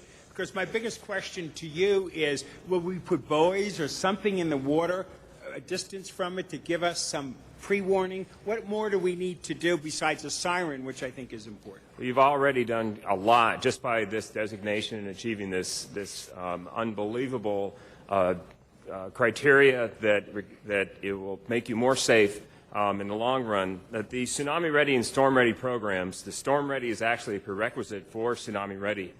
And that is actually a grassroots NOAA National Weather Service program to help communities be more prepared to receive warnings, weather warnings, and tsunami warnings, and then disseminate them in a timely fashion. And it's also included to have an aggressive outreach program, public awareness, weather safety program annually. And it's these partnerships that achieve this. And I'm here to tell the distinguished council members and Councilman Rosendahl that you should be very proud of this achievement, and the people of Los Angeles should be very proud that their leaders care about their safety. Now, the tsunami program is a worldwide program. The coast of California is served by the West Coast of Alaska Tsunami Warning Center in Palmer, Alaska. They have a very sophisticated deepwater buoy network throughout the Pacific that give us an early warning of tsunami arrivals. The most recent tsunami, the Honshu tsunami last March, we had indications of that tsunami well before it arrived on the shores of California. And not to be forgotten is their storm ready status and the hazards that severe weather may bring to inland areas. We have threats of debris flows. We have threats of flooding in Los Angeles. And with this system in place and the hard work by the people behind me, and also I want to point out Eric Bolt, who is the warning coordination meteorologist with our National Weather Service office that does much of the legwork, if not all of the legwork, for our office and working with our partnerships, that we can't be tsunami-proof, we can't be storm-proof, but with this designation, this will, without a doubt, help save lives. Thank you. Thank you. We'd rather be safe than sorry. Thank you very much, colleagues. Thank you, Councilmember. That concludes Real quick, just wanted to thank Councilor Mr. Rosendahl and also thank the National Weather Service for many things that you have done. And we have great weather in Los Angeles. Let's give the Weather Service a big hand. Thank you, Councilor LaFont. Anyone else on the queue? Just 1 second, Mr. President. These signs are part of the designation, and they can be displayed anywhere in the community or within city offices. There's a Tsunami Ready sign and also a Storm Ready sign. And this designation is recertified every 3 years, and to ensure that the programs remain in place for the protection of the people of Los Angeles. Thank you very much, colleagues. Okay. I think that concludes that presentation. All right. See no one else in the queue. Madam Clerk, can we transition to public comment period? Yes, sir. Okay, we do have quite a few public comment cards. I'd like to ask, if I call your name, can you please come up to the microphone? It's okay to have 2 or 3 persons lined up behind the microphone as long as they respect each other. So I'll be calling the names. When I call your names, please come up. So the first name is Cleopatra. Next is Arnold Sachs. And then Scott Smith. So come on up, Mr. Sachs. Cleopatra, come on up. Mr. Sachs, and then Mr. Smith, Scott Smith. Good day, ma'am. Thank you. I am Cleopatra. And for the next month, I will be on the 51st floor of the Paul Hastings Tower. I am here to reintroduce myself to the public and the City Council. As I watch the LA River, my now, I see it dry and almost in a desolate land. So I am here to ask City Council for your help in my efforts to revitalize the Nile. So for February, for 3 weekends, I will be in the old ARCO office, which is now my executive Egyptian tower. And I will be there for 3 weekends, and I ask you to join me in my efforts and in my feast, which will begin on February 9th at 7 o'clock. I now have invitations for every council member, and I ask you to join me as I reclaim my throne in the city of Los Angeles. Thank you. Thank you, ma'am. Next speaker, Arnold Sachs. And then Scott Smith, and after Scott, James Shaw. Yes, thank you. Good morning. Arnold Sachs. Just so you know, you might have read maybe in the newspaper about some difficulties at the County Board of Supervisors and their ability to extend the meetings with the presentations.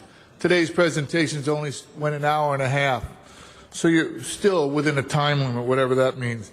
But commenting on the presentations today, I really wanted to say something regarding the presentation to Tony Valdez. And if you were really paying attention, it was fascinating when he started talking about the history of L.A., how he lived on Bunker Hill until the land was taken by the CRA for redevelopment. And what did they build? Parking lots. And what are they doing now, 50 years later? $50 million for a parking lot for the Broad Museum. How about that?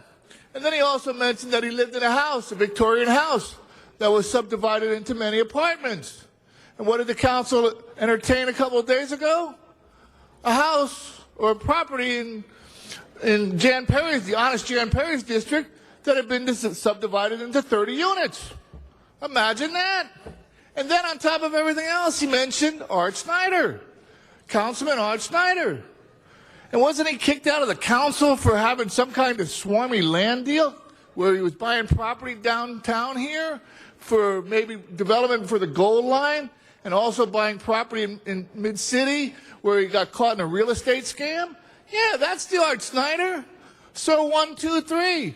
And Councilman Rosendahl, regarding your tsunami warning program, we have Councilman Zine here to warn us when we're having an earthquake. Could you upgrade Councilman Zine to also warn us when we're having a tsunami? Thank you. It's funny. Thank you very much, Scott Smith. And then James Shaw.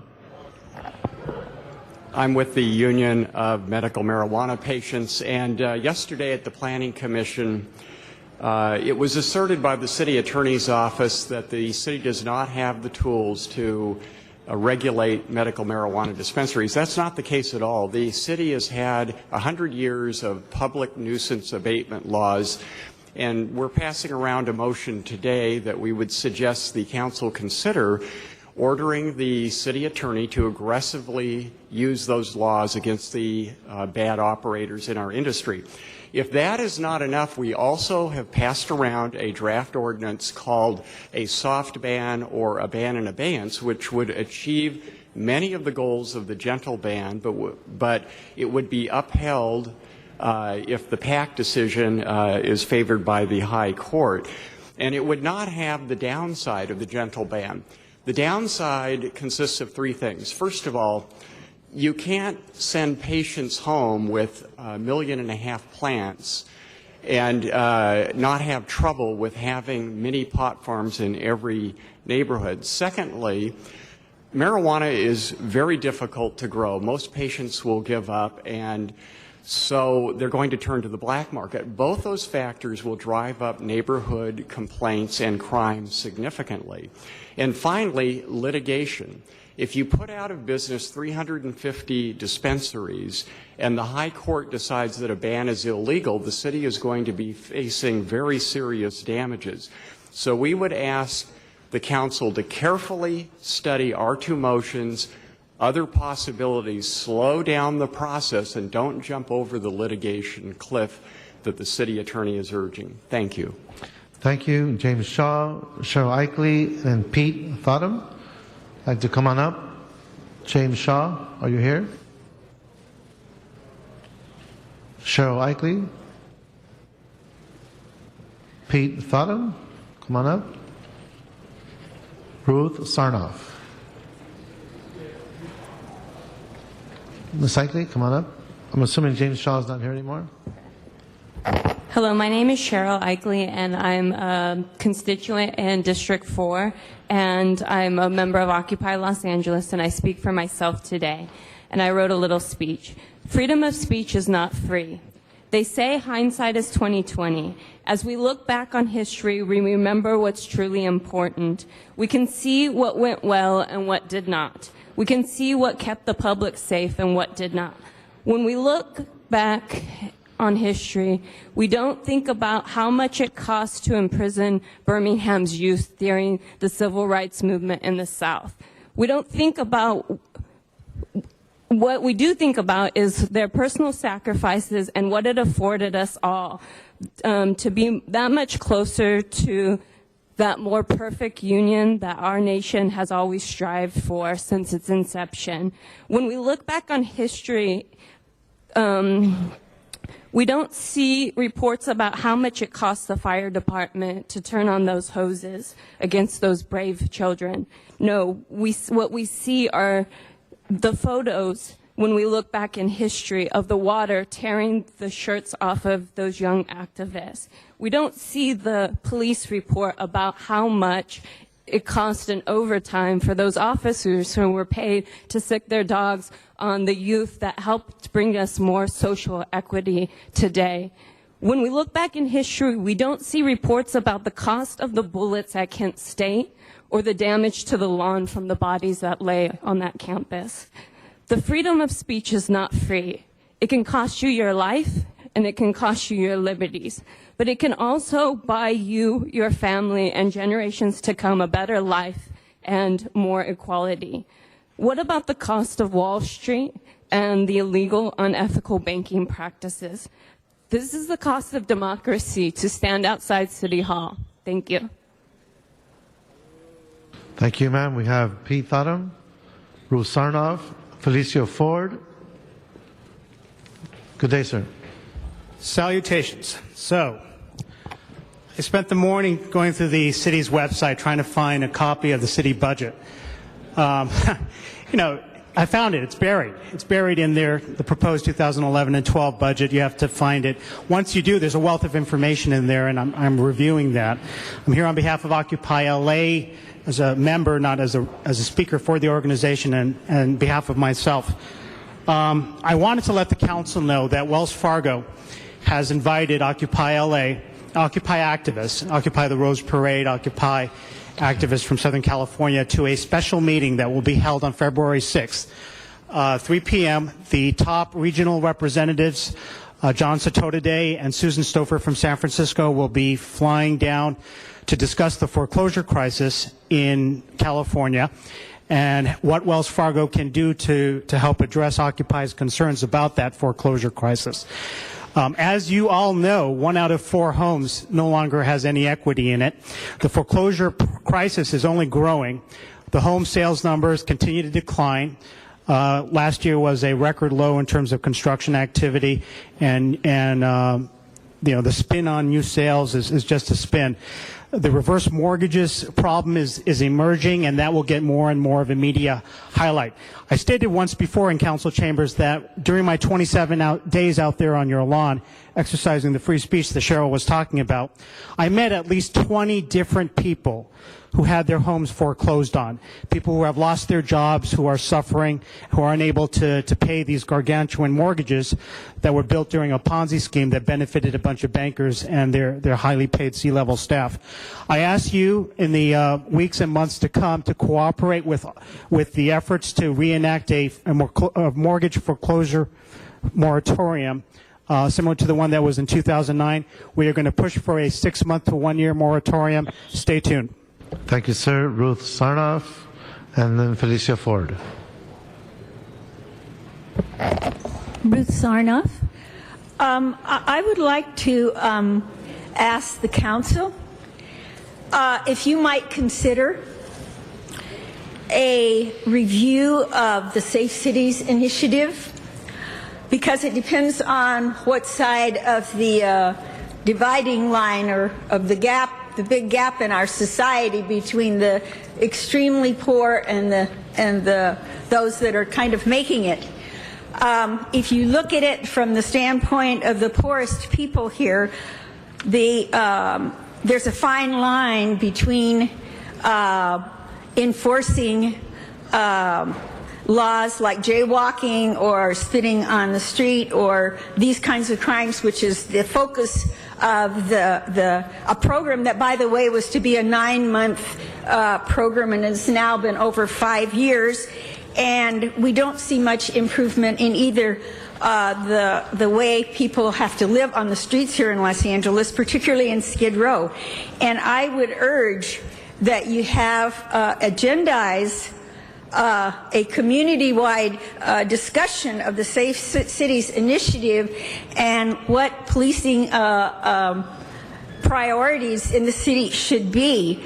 I would also bring to your attention the large number of arrests and citations that took place during the early part of it before many local community organizations got involved and helped people to try to mitigate some of the big fines and fees that were then lapped on top of it when poor people couldn't meet their needs. So what I'm saying to you is, rather than criminalizing all of the people that are in poverty and homeless, and the people coming into homelessness, and those that are being daily facing all kinds of quality of life issues, please keep them in your sights. Thank you very much. Thank you. Felicia Ford, then Mr.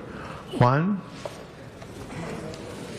Good morning, and thank you for allowing me to speak. My name is Felicia Ford, and I'm here to speak on the epidemic of the serious neglect and harmful acts of our loved ones in nursing homes and in hospitals, and up to causing premeditated death. This was the circumstances with my aunt in July 2011. The reason why I've waited this long to speak is because I have been dealing with my emotions. But I got an anonymous call that they were harming her at a nursing facility, which was called Hancock Park Rehabilitation Facility in Hancock Park. We were kicked out of that facility a year ago because they said that they didn't allow Christians, that they were of Jewish faith. I don't want to offend anybody about what I'm saying, but my aunt was passed from hospital to nursing facility. I had her on private insurance. It was because they were trying to defraud Medicare, Medi-Cal, and Medicaid. I also will be back in the next few weeks to discuss with regards to, you remember me, I handled the Woodlawn Cemetery matter where they desecrated our loved ones and threw them in the trash can. Well, the owner, which is Chinese, still owns that cemetery. And I was to take ownership of that cemetery after going through an enormous amount of paperwork, and all they needed to do was turn over the deed. You dug up a cemetery off of Cesar Chavez Street to build a metro. You know, I come quietly, but I have been really dealing with a lot where folks have been trying to destroy my good name and actually trying to destroy me from coming to help a wide range of people. I have a lot to say, I know, in a very short period of time, but I'm still standing, and I'm going to come back and speak on what has really been going on in the city of California, in the state of, in the state of California, and the city of Los Angeles. Thank you for allowing me to speak. Thank you, ma'am. Mr. Juan? Then Madam. Yeah, with all due respect, I do not respect the IRS. They are one of the cruelest institutions in this country, blah, blah, blah. So, here we are congratulating the IRS. How stupid. Anyway, this is a representation of the broken American dream. Nobody has a home. Everybody owes their car to the banks. And you know, this is put out by a bank. How stupid. I mean, crazy. Now, I am telling you, there is a solution to the homeless crisis. All you have to do is stay out of the way. Let the people finance each other, keep the banks out of the way in basic housing, let them still have high-end real estate and commercial housing, but government, stay out of the way of the people. The people know what to do, but you keep stepping in their way. Nobody has ever voted for a parking meter, and you keep increasing parking meters. You are not letting the people be the government. You are dictating everything to the people, and you are hurting a lot of people. You are driving people that have a little car into the street. You don't let people sleep in their motorhome. They have to sleep on the sidewalk. How stupid can we get? How dumb can we get? And you're over here with all your boring presentations. Give it a break. Give everybody a home. Don't be stupid. Thank you very much. Mr. Matt Dowd. All right, thank you. Yes, public comments alive and well. Good to see you, Eric Garcetti, of course, over here, not up in the president role anymore, so it's much more liberal with the public comments. I just got away with that one. Bill Rosendahl, good to see him too. Jan Perry, I got advice. I think you need a new picture out the front, and I'm not. I got given a lot of advice to young girls who appreciated my photographic ability because I was a professional photographer with Tiger Woods and Jack Nicklaus for a long time. And I got the photos to prove that and the credentials, so I'm willing to take some free shots and I'll just send them to you and you can replace that one out there. It's got too much makeup. I'm just trying to be honest. If you're running for mayor, no, people want the fresh, clean image. You know, don't be trying to hide anything. You got to compete with Eric Garcetti. You got to be squeaky clean as that guy. Anyway, they're just general comments, first of all, on the state of the city and what people see when they walk right in here. I don't like it. I want to improve it. Venice Beach, it's a nightmare. They painted the squares. I went out there yesterday. Now they got these squares painted there. And, you know, now there can only be 3 people where we were fitting 6. You know, the people, we were working it out. We didn't have problems on that block. But now, oh no, the city's come down. There's going to be problems now. They're painting themselves problems. So I'd rather not have to go another round if they just came with a decent offer of all the lost income and all the times I went to jail and in court and violations that a federal judge, and Bill Rosendahl, he said, we'll go with the federal judge, and all boats will rise. And the federal judge has ruled a few times now. And Michael Hunt walked away with like $250,000. So how did the federal judge let him get the money? Our next speaker is Nina Royale, Michael Carrion, and then Patricia Duff. Please come on up. Nina Royale, Michael Carrion, and Patrick Duff. I'm sorry. Good day, ma'am. can't walk any faster. Good morning, council members. I'm Nina Royal. I represent Sunlit Tujunga as the safety chair, and I am also a member of the Community Police Advisory Board for the Foothill Division. I understand that recently you have been readdressing the community care ordinance, and I understand that in that ordinance you are considering including parolees. If this is so, this is a big mistake, and it's also very dangerous for multiple families living, whether they're in single-family homes or in multiple residents.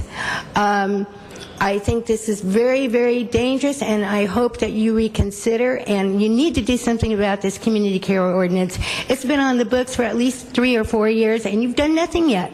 We are still waiting, and I do not believe that you should increase it for more than 6 people in a single-family residence, and that you take into consideration, if you are thinking of adding parolees to this ordinance, that these parolees are not being supervised. They're letting them out with minimum supervision, and a good example of that is what happened in my neighboring community a couple of weeks ago with the shooting that they had.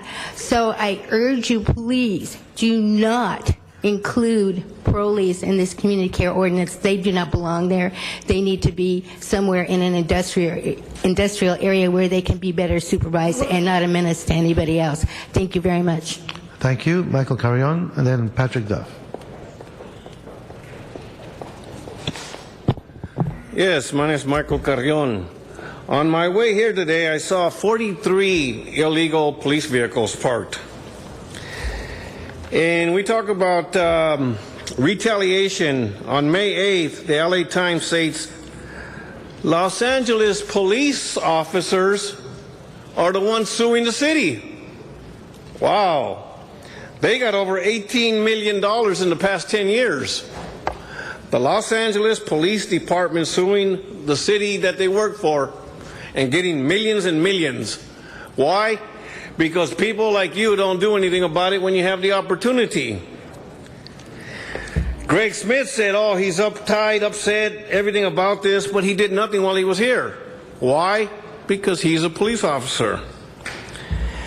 In 2008 and 2010, from 2008 to 2010, it reported that 22 Los Angeles police officers were arrested for drunk driving. 6 Los Angeles police officers were arrested for domestic violence. 2 for unauthorized force. 4 for false imprisonment. In 2008, it was 14.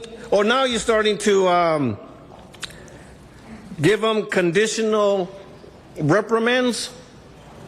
In 2008, there were 14, but now that you're not punishing them for anything, there's 109. So what you're telling them, it's okay to break the law because there's nothing going to happen to them. I've asked you several times, it starts with the illegal parking, and it continues and continues, and now they're going home and beating their wives up, and nothing's going to happen to them. They're falsely imprisoning people, but you're going to give them a slap on the wrist. Shame on you. Thank you very much. Our next speaker, Patrick Duff, and then Carlos Echeverria. Good afternoon, Council. Just wanted to say that I appreciate the other day you guys closed the session out with a commemoration for Richard Kearns, who is an AIDS patient and activist, who also would not be alive today without the dispensaries that have been in the city. Richard died a couple weeks ago, but the fact is he lived for 20-something years in the city of Los Angeles because he had access to medicine, to cannabis. And he didn't waste away and die, as most AIDS patients will in this country, because there is no access to cannabis. So it's kind of strange. We went from, the history of the 187 at first. We thought we were going to have 187 collectives. Then we had a lottery. They said we were going to have 100. Now they say, let's go down to 70. And all of a sudden, like little kids, you're like, well, if we can't have it the way we want it, nobody can have it at all. Now I got a problem with that, because none of you are dying, and I can see it. Because if you were, you'd be up here speaking on behalf of people like Richard Kearns, whose urn, if we placed in the middle there and you voted on a ban, you might as well just take a whiz on his urn. Because people like him will die because they don't have safe access to affordable medicine, which, by the way, in 2005, when I came to the city, an eighth of cannabis was somewhere around $50 to almost $100. Now you can find them for like $30 to $35, the same ones. So the time of 6 to 7 years has made it so it's not only more affordable and more accessible, but in the city of Los Angeles, people could live like Richard Kearns. That being said, now that we have 7 years from 2005 and you guys have not acted at all, and Friday is spent patting each other in the back, I really can't say you've done much for the patients of Los Angeles. Thank you very much. Our next speaker, Carlos Echeverria, and then we'll go to Van Nuys.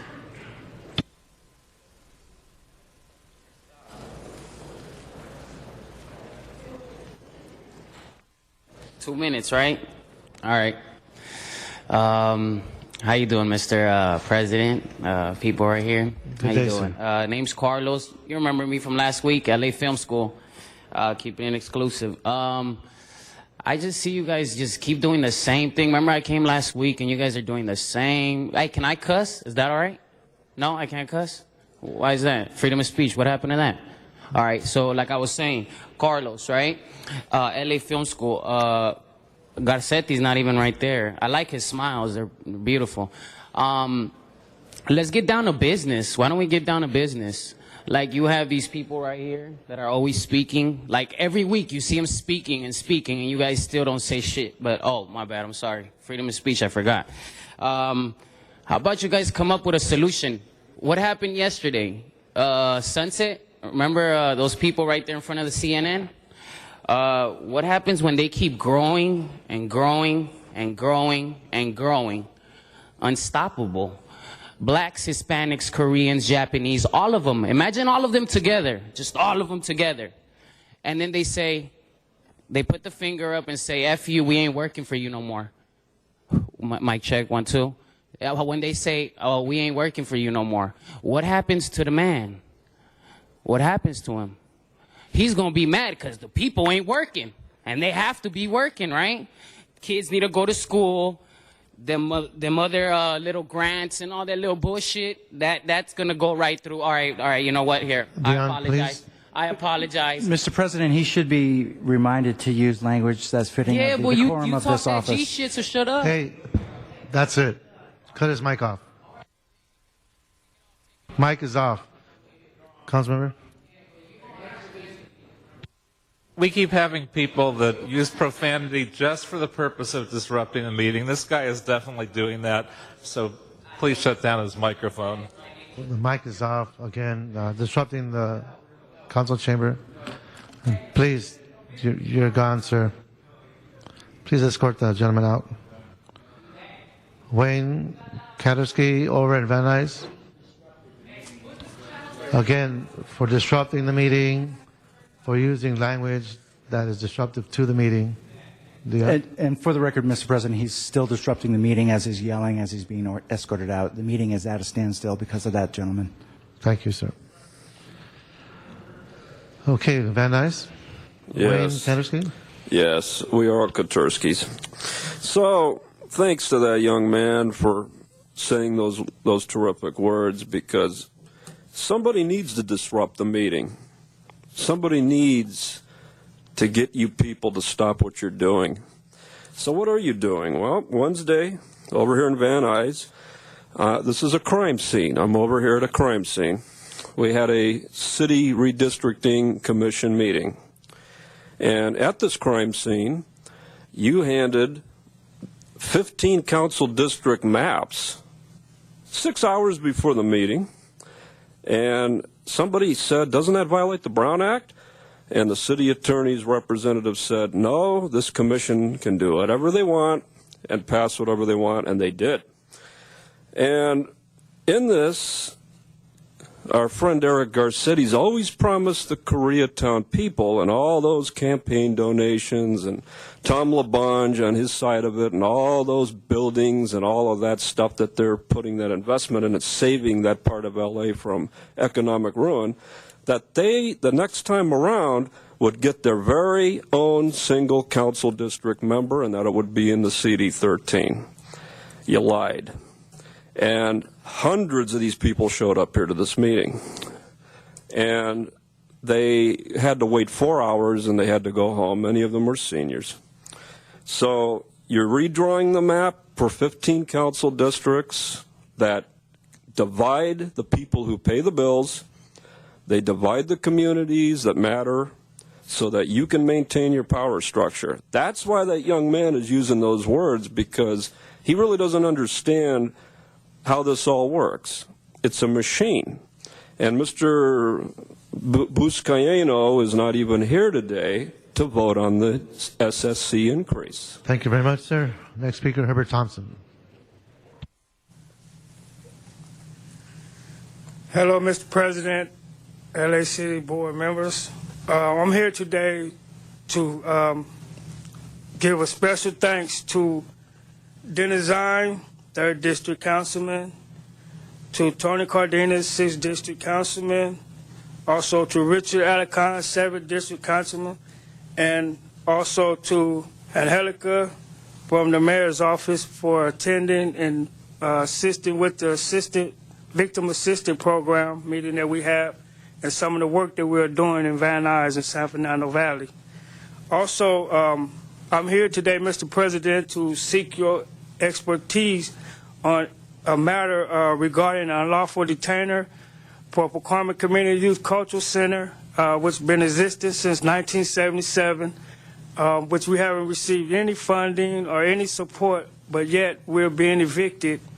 Also, for the last 4 years, we've been occupying a city property, and also now we are being served and told that we have to leave without anybody coming to us and trying to resolve this quietly. I wear a lot of hats in San Fernando Valley, but I do want to handle this issue, this matter quietly, without spending taxpayers' dollars and using all the resources that I have. But if someone from the city attorney's office could please sit down with me, have a meeting regarding this issue so we can handle this quietly and without causing us spending a lot of taxpayers' money.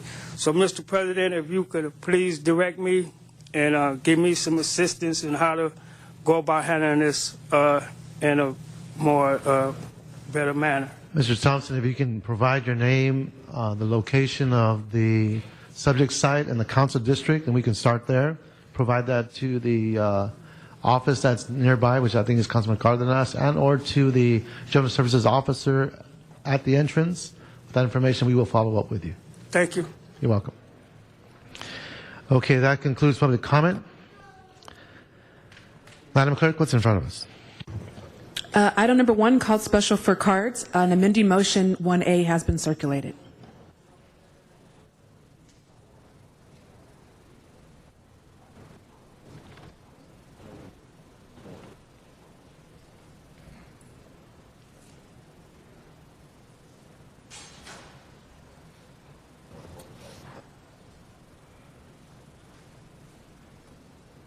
Okay, let's do this, Madam Clerk. Let's go to the items that were held special by cards. And that will get us, I believe, to item 7. Okay, item number 7, called special by cards. Thank you.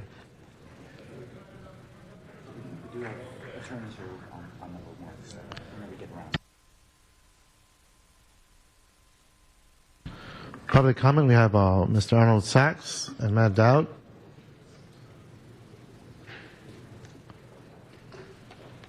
Come on up, please, on item number 7.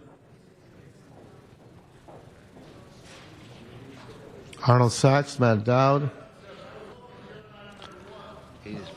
Item number 7 is before us, sir. Are you going to speak or not? No, he's not. Okay. Matt Dowd? He's not here. Then we have Wayne Kuturski over in Van Nuys. Are you there? Yes. Yes, the National Basketball Association, they want $85,602.16 for a refund. So they think that was because they brought the All-Star event over to Staples Center. So what I want to know, of course, is whether or not you're including interest and attorney's fees and other fees that they probably had to spend probably another $100,000 to collect this. So just to be safe, and I'll just use 1 minute here, to thank them for bringing the All-Star game in and the $55 million it produced for the city, make it $200,000 so that it covers all of these anticipated costs. I think that would be more fair. Thank you. Thank you very much. See no other cards? Open the roll. Close the roll. Tally the vote. 12 ayes. Next item, ma'am. Item number 10, call special by cards. Okay. Next card on item 10 is Arnold Sachs and Matt Dowd. Thank you. Thank you for letting me speak. What a jackass. Come on. Item number 12. That is one. Excuse me? Disrupting the council. Oh, yeah, I am. Item number 10, please. Is it 10 or 12? Item 10. Item number 10. Oh, seasonal community activity in Council District 11. You know, it's pretty funny because last week you had an item on your agenda, $390 for a bus bench removal. And this is for $1,000, $1,650. And yet when you come up here and you ask, well, it's really nice to be so accountable for such minuscule of funds amounts.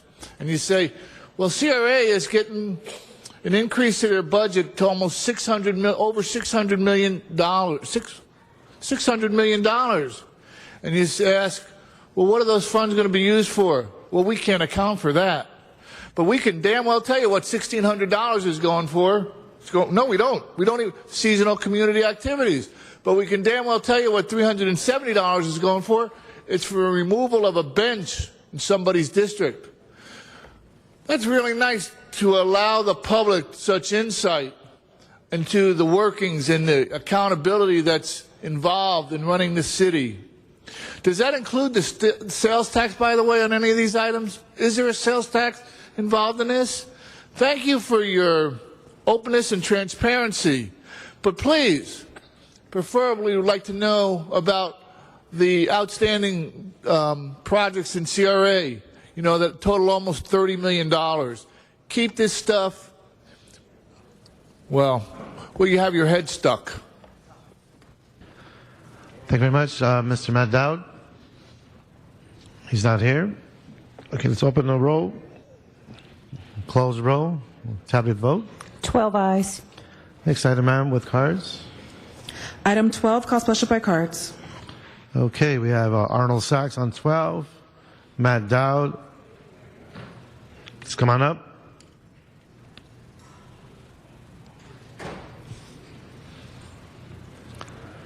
Then we'll go to Van Nuys for Wayne Kuturski. Well, thank you again, Arnold Sachs. Allocate, transfer, appropriate, move, give. You left out barter, trade, rent, donate, and steal. So let's include all those topics. AB 1290 funds. So again, we talk about, this doesn't include any CRA funding. This is AB 1290 funds, and I appreciate Councilman Alarcon explaining the difference to me. That those are funds that are returned back to the city from a couple of years ago, that 20% ends up in each councilman's office to use as discretionary funds. So again, we know that CRA has a rollover of over $200 million, almost $258 million. to go to their budget that'll increase next year's budget to over $650 million. But we have no idea, or the city has no idea, how much funding is available through the AB 1290 funds. So maybe because you're so accountable and you've told the city that you can spend $1,600 for summer funds and $370 to remove a bench, why don't you tell the public how much money is available in AB 1290 funds? Maybe they have some suggestions from the community. I don't know, the neighborhood councils could use some of that money. Don't you think that would be fair and I don't know, more presentable to the public to accept? No, you don't, because you're not paying attention. Why should you answer these kind of questions that make sense? Well, we don't even want to go there. But again, the balance in 1290 funds, that's an easy question. You can put in your agendas this minuscule amounts, do the right, well, I can't even say that. Thank you very much. Wayne Katursky and Van Nuys.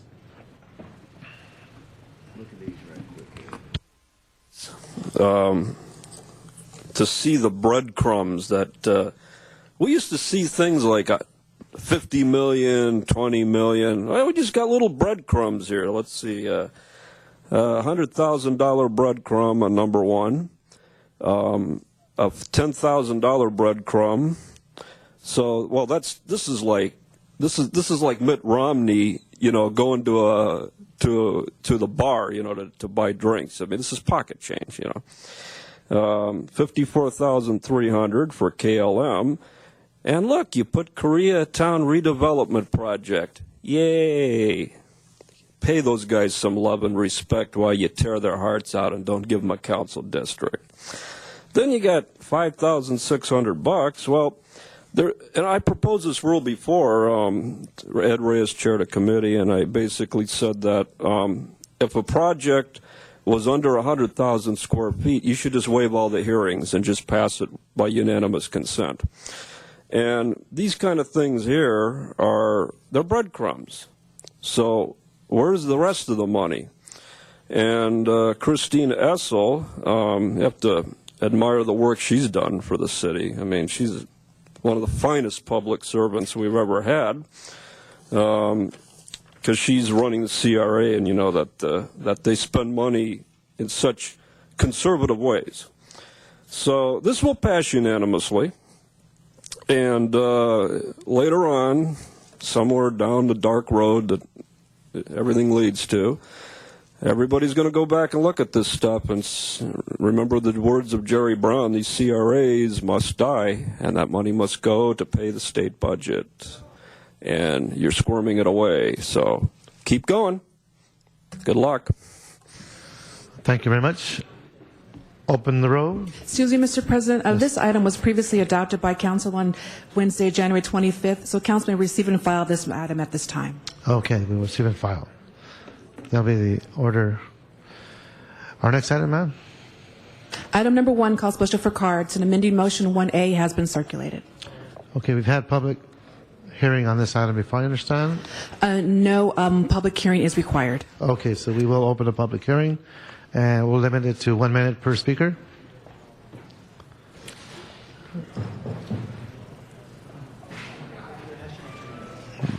Mr. City Attorney, you want to keep it at 2 minutes? Okay. All right.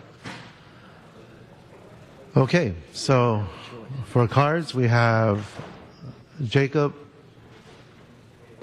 Els, I believe. Come on up. And then Douglas Hillman. Good day, sir. Good afternoon, council members. My name is Jake Alfs, and I am representing Tree People, an environmental nonprofit with over 35 years of combining the power of trees, people, and technology to grow the sustainable future for Los Angeles. We echo our support for this sewer service charge funding initiative. Tree People sees this as a long-term commitment by the city, which will allow us to continue our mission to inspire, engage, and support people to take personal responsibility for the urban environment. This increase is essential for the future health and growth of Los Angeles. We reiterate our strong support for this initiative. Thank you. Thank you very much. Our next speaker is Douglas Hillman. Good day, sir. Good afternoon. My name is Doug Heileman. I am a 30-year career person in the environmental field, and as part of that, I've reviewed and commented on many regulations.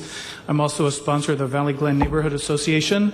I've submitted a protest on this. I understand that things cost money. I believe that we should keep our systems up and running. There are 4 features of this ordinance I do not agree with. One is that the amount of leverage and debt will go from 3% to 20% of rates.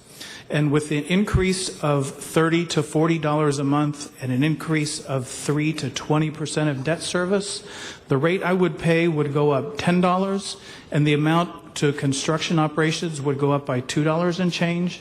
I would rather see that money go for construction and operations and jobs rather than go to debt and bankers, and I think that you should just ask for what you want and we pay for it. The second item I do not agree with is the loan assistance program. Many people need help, financial help, repairing the sewer line from their homes to the street.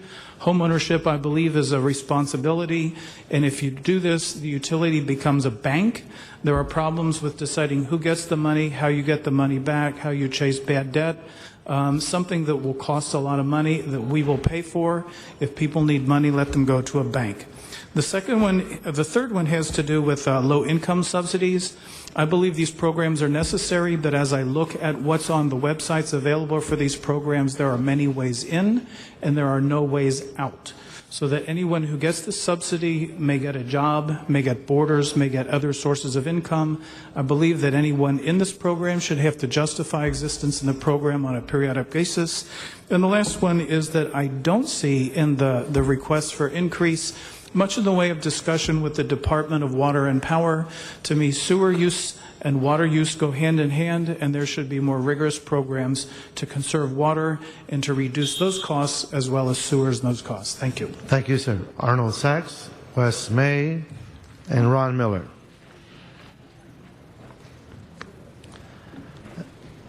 Mr. Sachs, you have 1 minute left. You have 1 minute left, sir. You have 1 minute left, sir. Just for the record, he has 1 minute left because he's used 4 minutes already. Thank you for that clarity. Thank you for the record there, sir. Sewer service charge, low-strength sewer service charge, high-strength sewer service charge, quality surcharge fee, sewage facilities charge, industrial waste fees, septic disposable fees.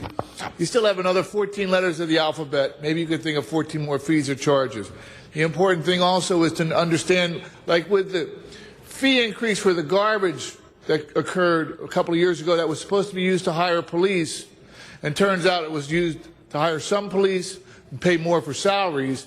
The fees can be used for different purposes than what's noticed. And this 10-year service plan doesn't include any plan on how infrastructure will be repaired. So you have a plan to collect money, but you don't have a plan on how the money's going to be spent. Leave it up to City Council to come up with an answer there.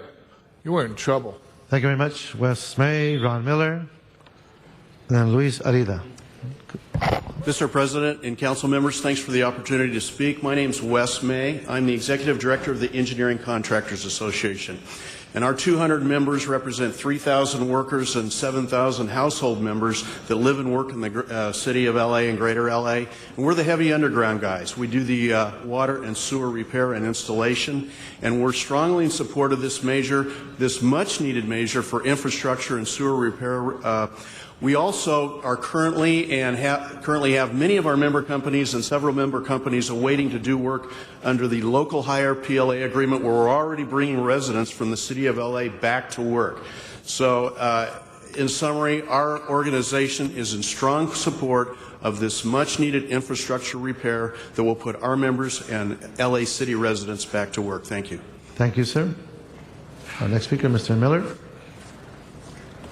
Good morning. I'm Ron Miller with the LA Orange County Building and Construction Trades.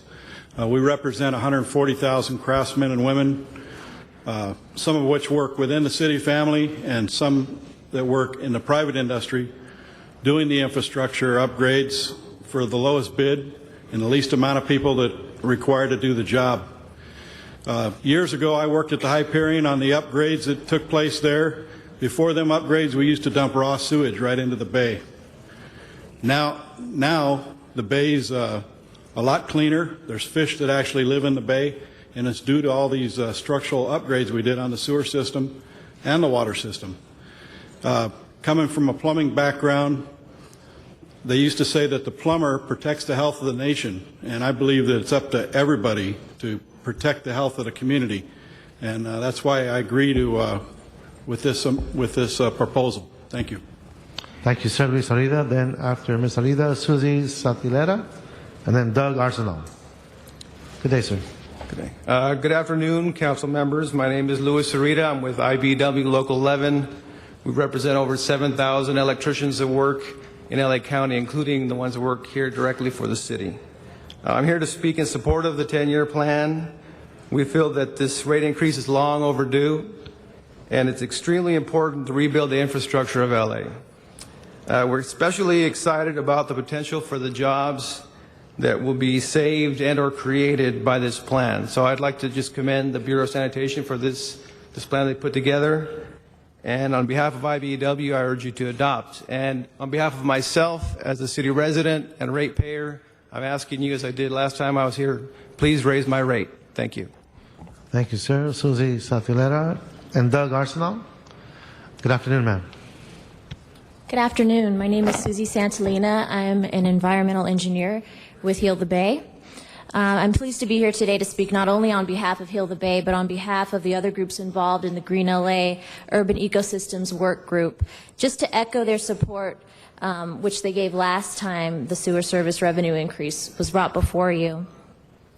It's critical that the city adequately invest in maintaining our sewer infrastructure, which is necessary to meet all of the city's water management and supply goals. Aging infrastructure is not just a challenge limited to LA, but it's also a challenge throughout the country. In their last evaluation, the American Society of Civil Engineers gave the United States infrastructure a D rating. It's great that the City of LA is taking a proactive approach in addressing this issue to set an example for the rest of the country. It's also important to note that the alternative to being proactive about this is to wait for failures to happen. And as we know, fixing these failures on an as-needed emergency basis is much more expensive and puts both water quality and public health at risk. So just to close, I'd like to thank the city for this effort and encourage you to move forward. Thank you. Thank you, ma'am. We have Doug Arsenal, then Nina Royale. Good afternoon, sir. Thank you, council members. My name is Doug Arsenault of the Valley Industry and Commerce Association. VICA represents more than 360 businesses in the city that have created over 100,000 jobs. It's not often the VICA supports a rate increase. However, we fully understand the impact that inaction will have on the long-term health and financial liabilities of our city. As much as the city's wastewater disposal nears the end of the 60-year span of utility, it is imperative the Bureau rehabilitates and replaces the aging infrastructure. The Bureau of Sanitation has done an exceptional job of working within their means by reducing staff and working efficiently, a model our other city departments should adopt. However, the Bureau simply does not have enough resources. While the Clean Water Program maintains high bond ratings on its $2.7 billion in outstanding debt, the Bureau cannot maintain these high ratings based on the current capital program. Furthermore, we appreciate that the Bureau has recommended a 10-year gradual restructuring of the wastewater program rather than raising SSC rates all at once. In the long run, the greater investment in wastewater infrastructure will be of the greatest benefit to our city, environmentally and financially. Thank you. Thank you. Nina Royale, are you here? Oh, okay, Gavin Kuhn. Gavin Kuhn. After Mr. Kuhn, David Barron. Good afternoon, sir. Good afternoon, council members. My name is Gavin Kuhn, the business representative, Operating Engineers 501. I represent many of the workers that work for you in the city of LA, especially the group I have for sanitation. We are definitely in favor, obviously, of this proposal. The I think the logic of it is very clear. If you look at the aging infrastructure issues that we have with DWP and other areas, neglect will have a problem. As far as the members that I represent, through the economic problems we've had the last few years, you've done a good job as far as I call pairing the workforce about as tight as one can, but there's not much capacity left. And I'm very concerned as one who represents workers in this area that we have trimmed it probably just about as far as the breaking point can go, and we need to start looking at the other way around. And this certainly will start to put things back on track, as I like to say. There is no free lunch in this process, and you pay the price if you want to cut things too tight. We'll pay the consequence for it. So definitely I urge your vote for it. It's a very, very good thing, I think, for the city of Los Angeles, as well as workers in Los Angeles. Thank you. Thank you very much, sir. Our next, Ms. Royale is in the chamber. Good afternoon, ma'am. Good morning again. I'm Nina Royal, and I represent the Sunland Tujunga Neighborhood Council on the Integrated Resource Planning Committee, of which I've been on for about 10 years. And I'm very much aware of the outreach of the Department of Sanitation, and actually trying to meet with communities and let them know what's going on. I know that our infrastructure is in really dire straits, and that we are going to be in severe trouble with the federal government if we don't remedy the situation. However, also on the fact that I represent my community, they're very much concerned about the cost. If you drive up and down Foothill Boulevard, you will see empty buildings all over the place. There is no money. They're coming at us for money for the schools, money for infrastructure. I am asking you to please find a way in your budget. I know that the city of LA has lost a lot of grants by not applying for them on time. There's money out there. I'm asking you to go look for this money and use this money for our infrastructure. It has been neglected for way too long, and we need to start somewhere. But please also consider the taxpayers and find other resources for this money. Thank you. Thank you, ma'am. David Barron. Good afternoon, sir. Ladies and gentlemen, good morning. I'm David Barron, a DWP customer and an overtaxed resident and a former certified construction inspector with the Division of State Architect. I hope I can help the City Council find some existing funds for our infrastructure instead of continuously overtaxing our residents. Back in 1978, many of my construction co-workers and associates that might be here in this room, and well, if any of the council members who might be double degrees. Back in 1978, the Department of Energy created the Energy Code, which mandated all builders, manufacturers, and water usage devices to be more efficient. Because of this successful Energy Code, consumers have saved $56 billion. And an additional $23 billion will be saved by 2013. So with these factual numbers, figures that can be verified with California Energy Code and the South Coast Air Quality Management District, I hope that the City Council, together with the use of the controller's bully pulpit, can find the existing funds for our city's infrastructure instead of overtaxing our residents and the unemployed. Thank you, ladies and gentlemen. Thank you, sir. We do have one card. It has the Santa Monica Bay Restoration Foundation, but with no name. If you're here from the Santa Monica Bay Restoration Foundation, come on up. I want to make sure we didn't miss you. Good afternoon, sir. Good afternoon. Sorry, perhaps not enough caffeine this morning. My name is Tom Ford. I'm the Director of Marine Programs for the Santa Monica Bay Restoration Foundation. I once was the Santa Monica Baykeeper, so my experience working with the Bureau of Sanitation on sewer collection and other related issues with that system go back for more than a decade. I want to commend everyone involved in this process. There was a lot of very smart decisions made along this way. The commitment to maintaining this infrastructure at its high level of performance is deserving and worthwhile of all of our collective futures. So in short and in summation, you have the support of the Santa Monica Bay Restoration Foundation and its gratitude for all of your hard work. Thank you. Thank you, sir. We have Samuel Unger, I believe. Good afternoon, sir. Good afternoon, President Pro Tem Reyes and members of the City Council. I'm Samuel Unger, the Executive Officer for the State of California Regional Water Quality Control Board, with my office just several blocks away from here. I've had the honor of testifying before you on several occasions about initiatives from your Bureau of Sanitation, and I'm here today to speak in support of the sewer service rate increase that is before you today. I've also had the pleasure of working with the Bureau of Sanitation for more than a decade, and I can say that they are the preeminent sanitation district within the state of California. My remarks to you on previous occasions have focused on the importance of your sanitation system to the health and the welfare of the citizens of Los Angeles. And I've also testified to you that the sanitary sewer system is key to the beauty and livability here in Los Angeles. I'd also like to put on the record today the amazing performance measures that have been achieved by the Bureau of Sanitation relative to a decade ago in reducing the number and volume of spills, the frequency of beach closures. There's one other thing I would like to add to that today, and which is also to state that your investment in the sanitation district and this sewer service rate increase is key to Los Angeles' sustainability. Why is that?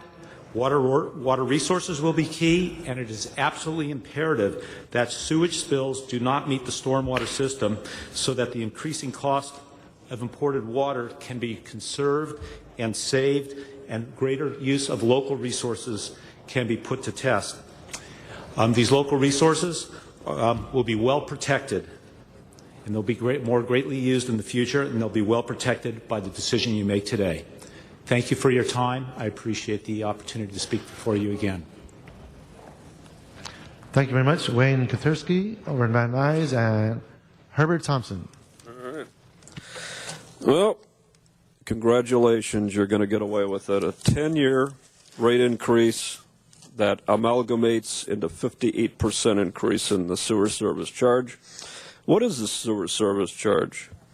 Those nice environmentalists don't want to tell you that every 100 cubic feet of water that you use right now doubles with the sewer service charge. In 10 years, 58%. And they're not done yet. We have our new puppet ratepayer advocate, so now they're going to come with the electric increases. And shout out to Joe Buscaino for not being here sworn in time to make this critical vote, so you're giving him political cover. Let's thank the real culprits here, the media.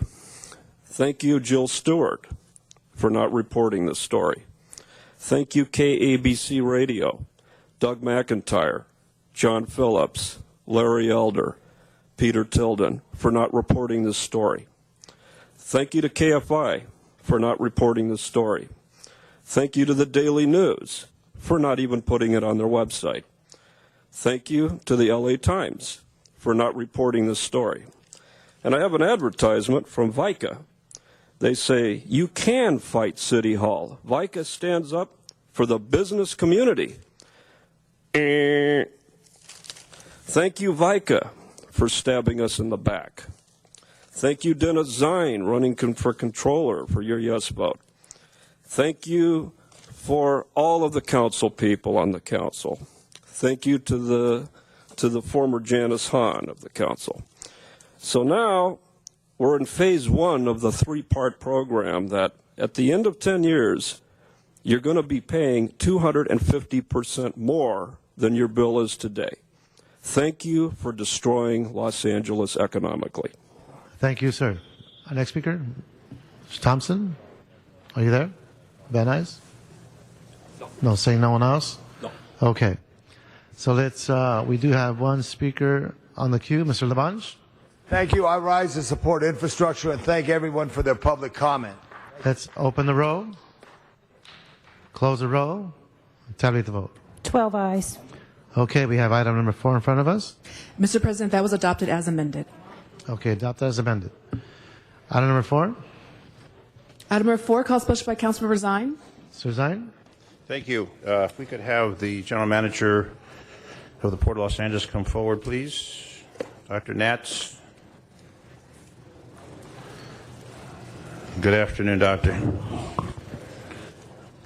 Good afternoon. There was a news report that was broadcast late last year regarding the Port of Los Angeles and expenditures.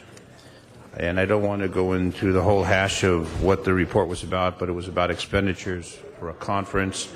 What have you, as the General Manager of the Port, learned from that report, and what, if any, changes are you going to make at the Port of Los Angeles as a result of expenditures? Thank you, Councilman Zine. I really want the council to understand that under my leadership, like everyone else, we have had to tighten our belt, control costs, and stretch our dollars.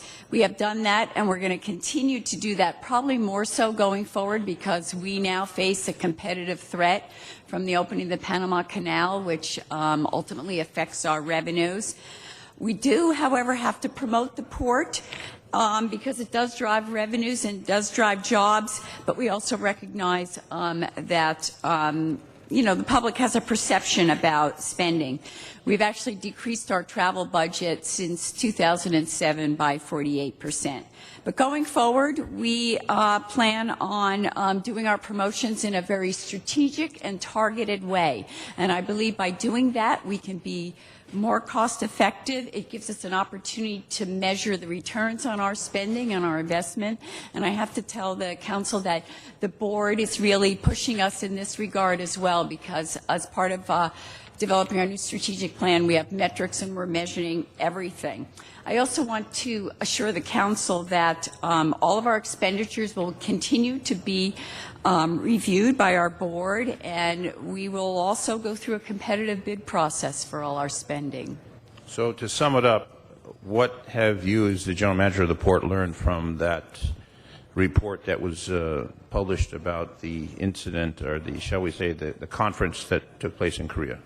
Yeah, I have recognized that public perception is an important part of what we do every day, and that we really have to tighten our belt and watch every dollar, and I'm committed to doing that. So the lesson learned was to be more frugal? Yeah, definitely. Well, yeah, be frugal, tighten our belt, and be conscious about our costs. Okay. Thank you, Mr. President. On that matter, my request is that we'd receive and file. I think that the report that was broadcast brought it to our attention. The General Manager is aware of it. We've had discussion regarding it, and I think that we now see a different attitude when it comes to the expenditures of funds at the port. And this would apply also to the airport, the water and power, anywhere we spend public dollars, whether it's general fund or other funding.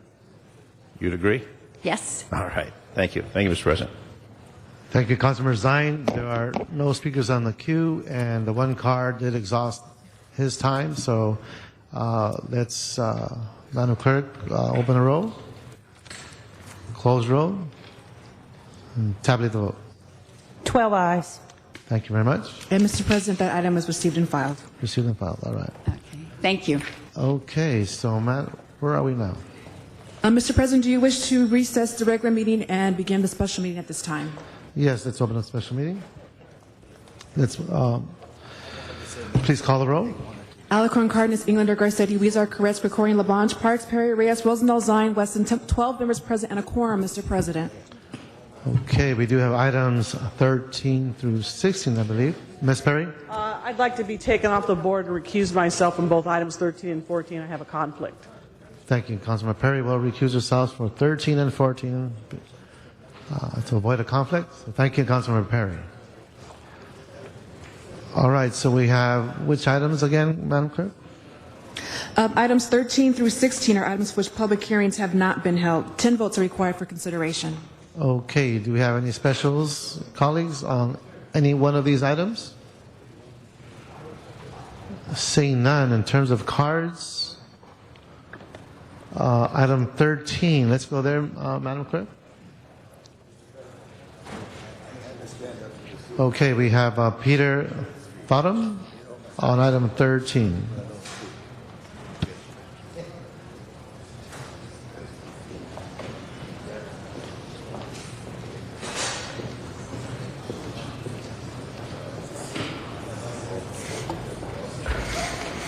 So the LA Times ran a story recently on Gateway Science and Engineering and the conflicts of interest affected with the consulting fees it was getting from FTR International of Irvine and the work it was doing for the city overseeing construction projects involving Mission in West LA, $5.7 billion worth of funds to be spent, I guess, for the redevelopment of those areas.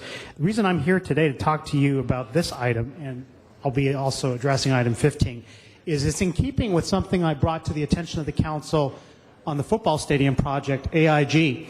I attended a special meeting of Councilwoman Perry, Bernie Parks, Bill Rosendahl, several of those meetings, and these same sort of automatic rubber stamp budget increases were put forward, where lawyers and consultants were asking for fee increases, and there was no supporting documentation, there was no explanation of why.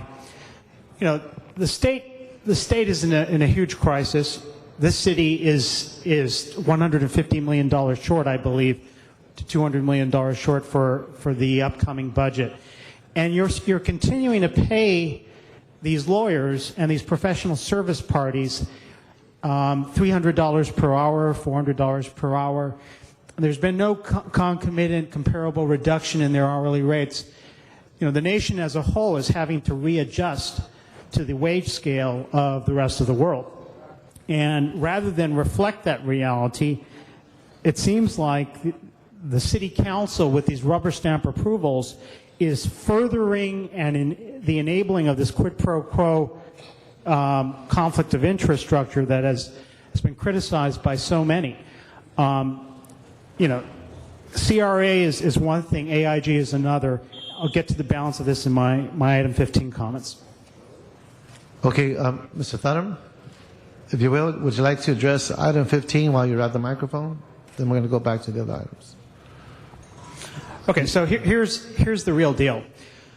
The public is upset with what they perceive as deep pocket beholden politicians who are listening mostly to the funding sources of their campaigns rather than their constituents. You have fat cat real estate developers and bankers, professional service agents here downtown, accountants, lawyers, etc., that contribute to your campaigns, and there's a quid pro quo relationship. It's not rocket science. Money talks, you know, other things walk. And here today, you're about to rubber stamp these approval increases. You know, most of them seem to be doublings of prior allocations of funds. I saw the same exact thing happen with the AIG special committee meetings that were held last year, where lawyers and consultants and traffic analysts were brought in and were paid, you know, increases to their fees. And there's a feeling by taxpayers and by the unemployed that the city council is being far too generous with the 1%. I'm here today as a citizen of Los Angeles, someone who was an elected Venice Neighborhood Council member, Mr. Krikorian and others, Bill Rosendahl, to ask you to be more exacting, to hold these professional service agents more accountable, to lower those hourly rates, negotiate, you know, Mr. Miller and Mr. Cohen on whoever's responsible for structuring these compensation packages, to start playing hardball with these guys. $300 an hour, $400 an hour, you know, that time is long gone. When you put forth these sort of increase allocations, support them too. You know, we can't in the chambers here, we can't see what's behind this. It's critical that we understand this better. Thank you, sir. We seek accountability. Thank you very much. Okay, so we do have items 14, 15, and 16 in front of us. Mr. Sachs, you filled out the cards on each one. Would you like to come on up?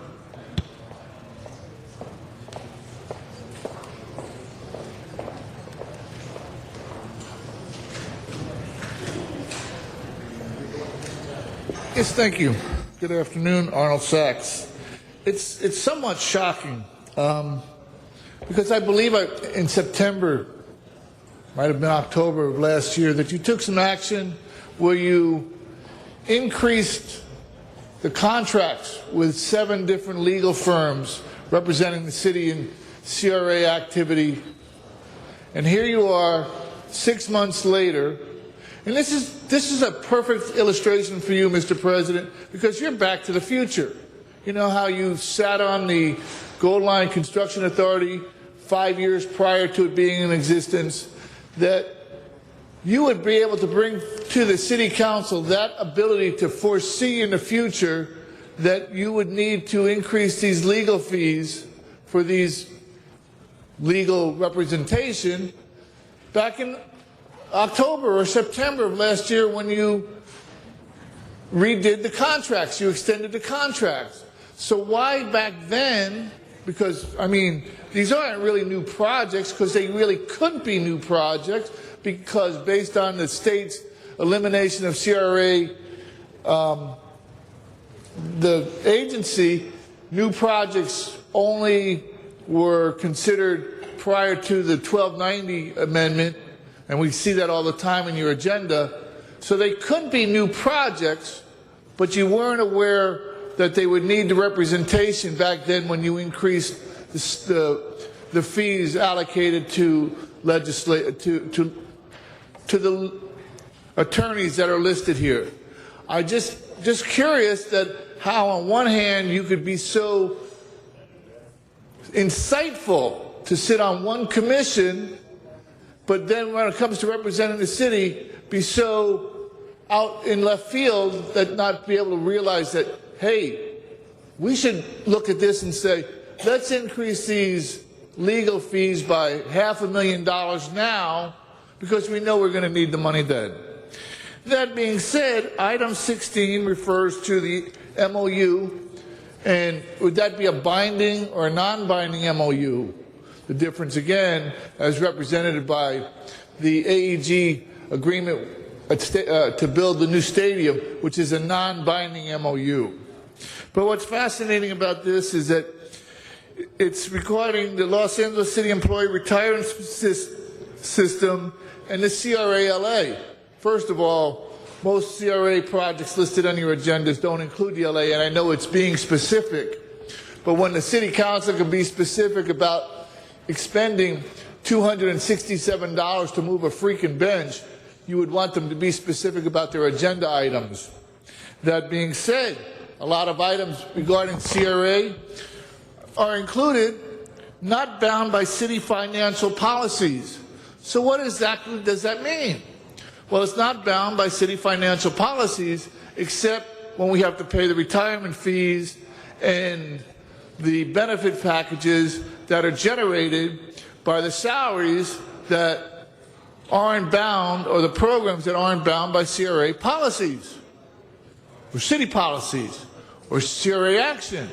So maybe somebody could clarify that, but what the heck?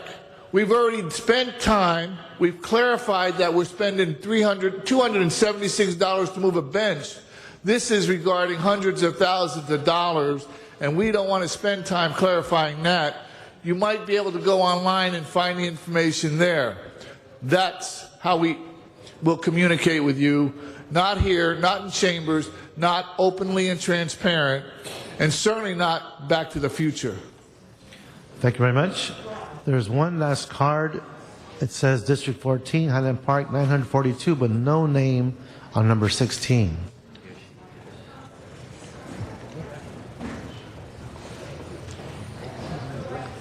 Do you have that? Is that person here? Okay, we'll move on. Do you have one more card? Okay. Coming up, ma'am, and this should, after your comment, we'll close public hearing for 14, 15, and 16. Then we can move on the vote. Thank you. Sorry, sometimes it's hard to figure out quite where to start here. Particularly, there is no dollar amounts. I don't even get a picture on number 16 of the what we're talking about in terms of money. It says here there is no financial impact statement or no fiscal impact statement, and it doesn't affect the general fund, but it affects financial issues and how it seems to be very fuzzy. And I would really like to understand what it's all about, because it obviously involves the retirement system. And on number 14, and actually on a number of them, there's reference to the California Environmental Quality Act, and I'm wondering if any of the litigation is litigation that in the future might affect the city. I know that many of the private development contracts and development projects leave a lot of unfortunate environmental problems behind them when they leave, and I'm wondering what's being left by the Community Redevelopment Agency projects, and if there's any liability for on the part of developers or others for things that issues that come up in the future. So I'm just raising questions because I've had very little time to look at this. I think it would be great if we could have at least a short narrative describing what kind of legislation or ordinance is taking place. Thank you. Thank you, ma'am. So that concludes all the public comments for 14, 15, and 16. Madam Clerk? Can we move on these items? Yes. I see no one else on the queue, so we can move on these.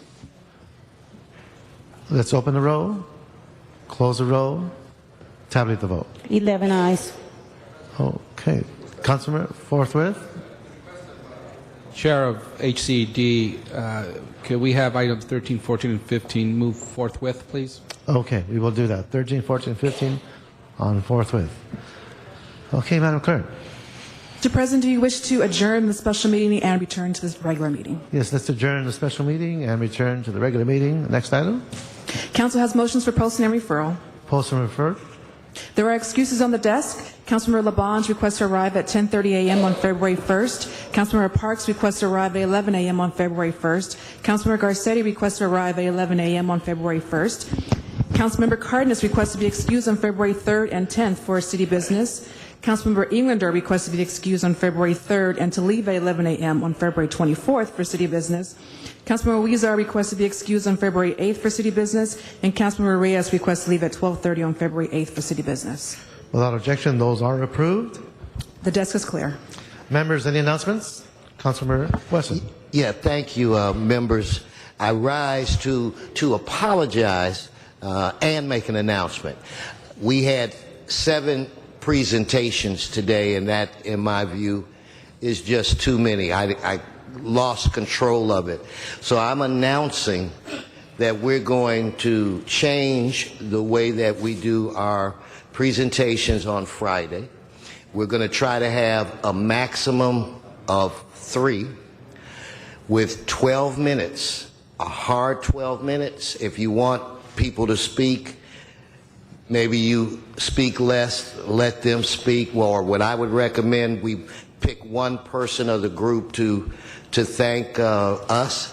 We're going to have 3, like I said, Friday, and I'm going to do 2 either on Wednesday, or I'll do 1 on Tuesday and 1 on Wednesday. Hopefully by the time we move into March, all of us will have adjusted to that schedule, and I think things will run smoother, and we won't have our guests waiting, extremely long, which occurs on some Friday. So anyway, that, and also announce that by the next few hours, the new committee assignments will be distributed to your offices. Thank you. Thank you, Council President. Any other announcements? Seeing none. Adjourning motions. Councilor Labange.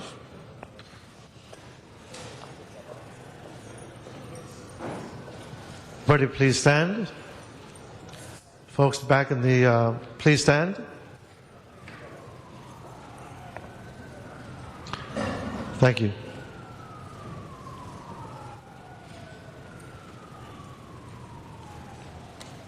Councilman Labange. Members, some of us you may recall John Combs, who worked for the city of Los Angeles for over 32 years. He worked his entire career in the CAO's office. He was much loved and respected by his co-workers. He passed away in late November. This was brought forth by his office, his former office. So I ask we adjourn in memory of John Combs, who was a dedicated, loving city employee in the city administrator's office, survived by 3 adult children and several grandchildren, and his former wife, Sue. John Combs. Thank you, Councilmember. Any other adjourning motions?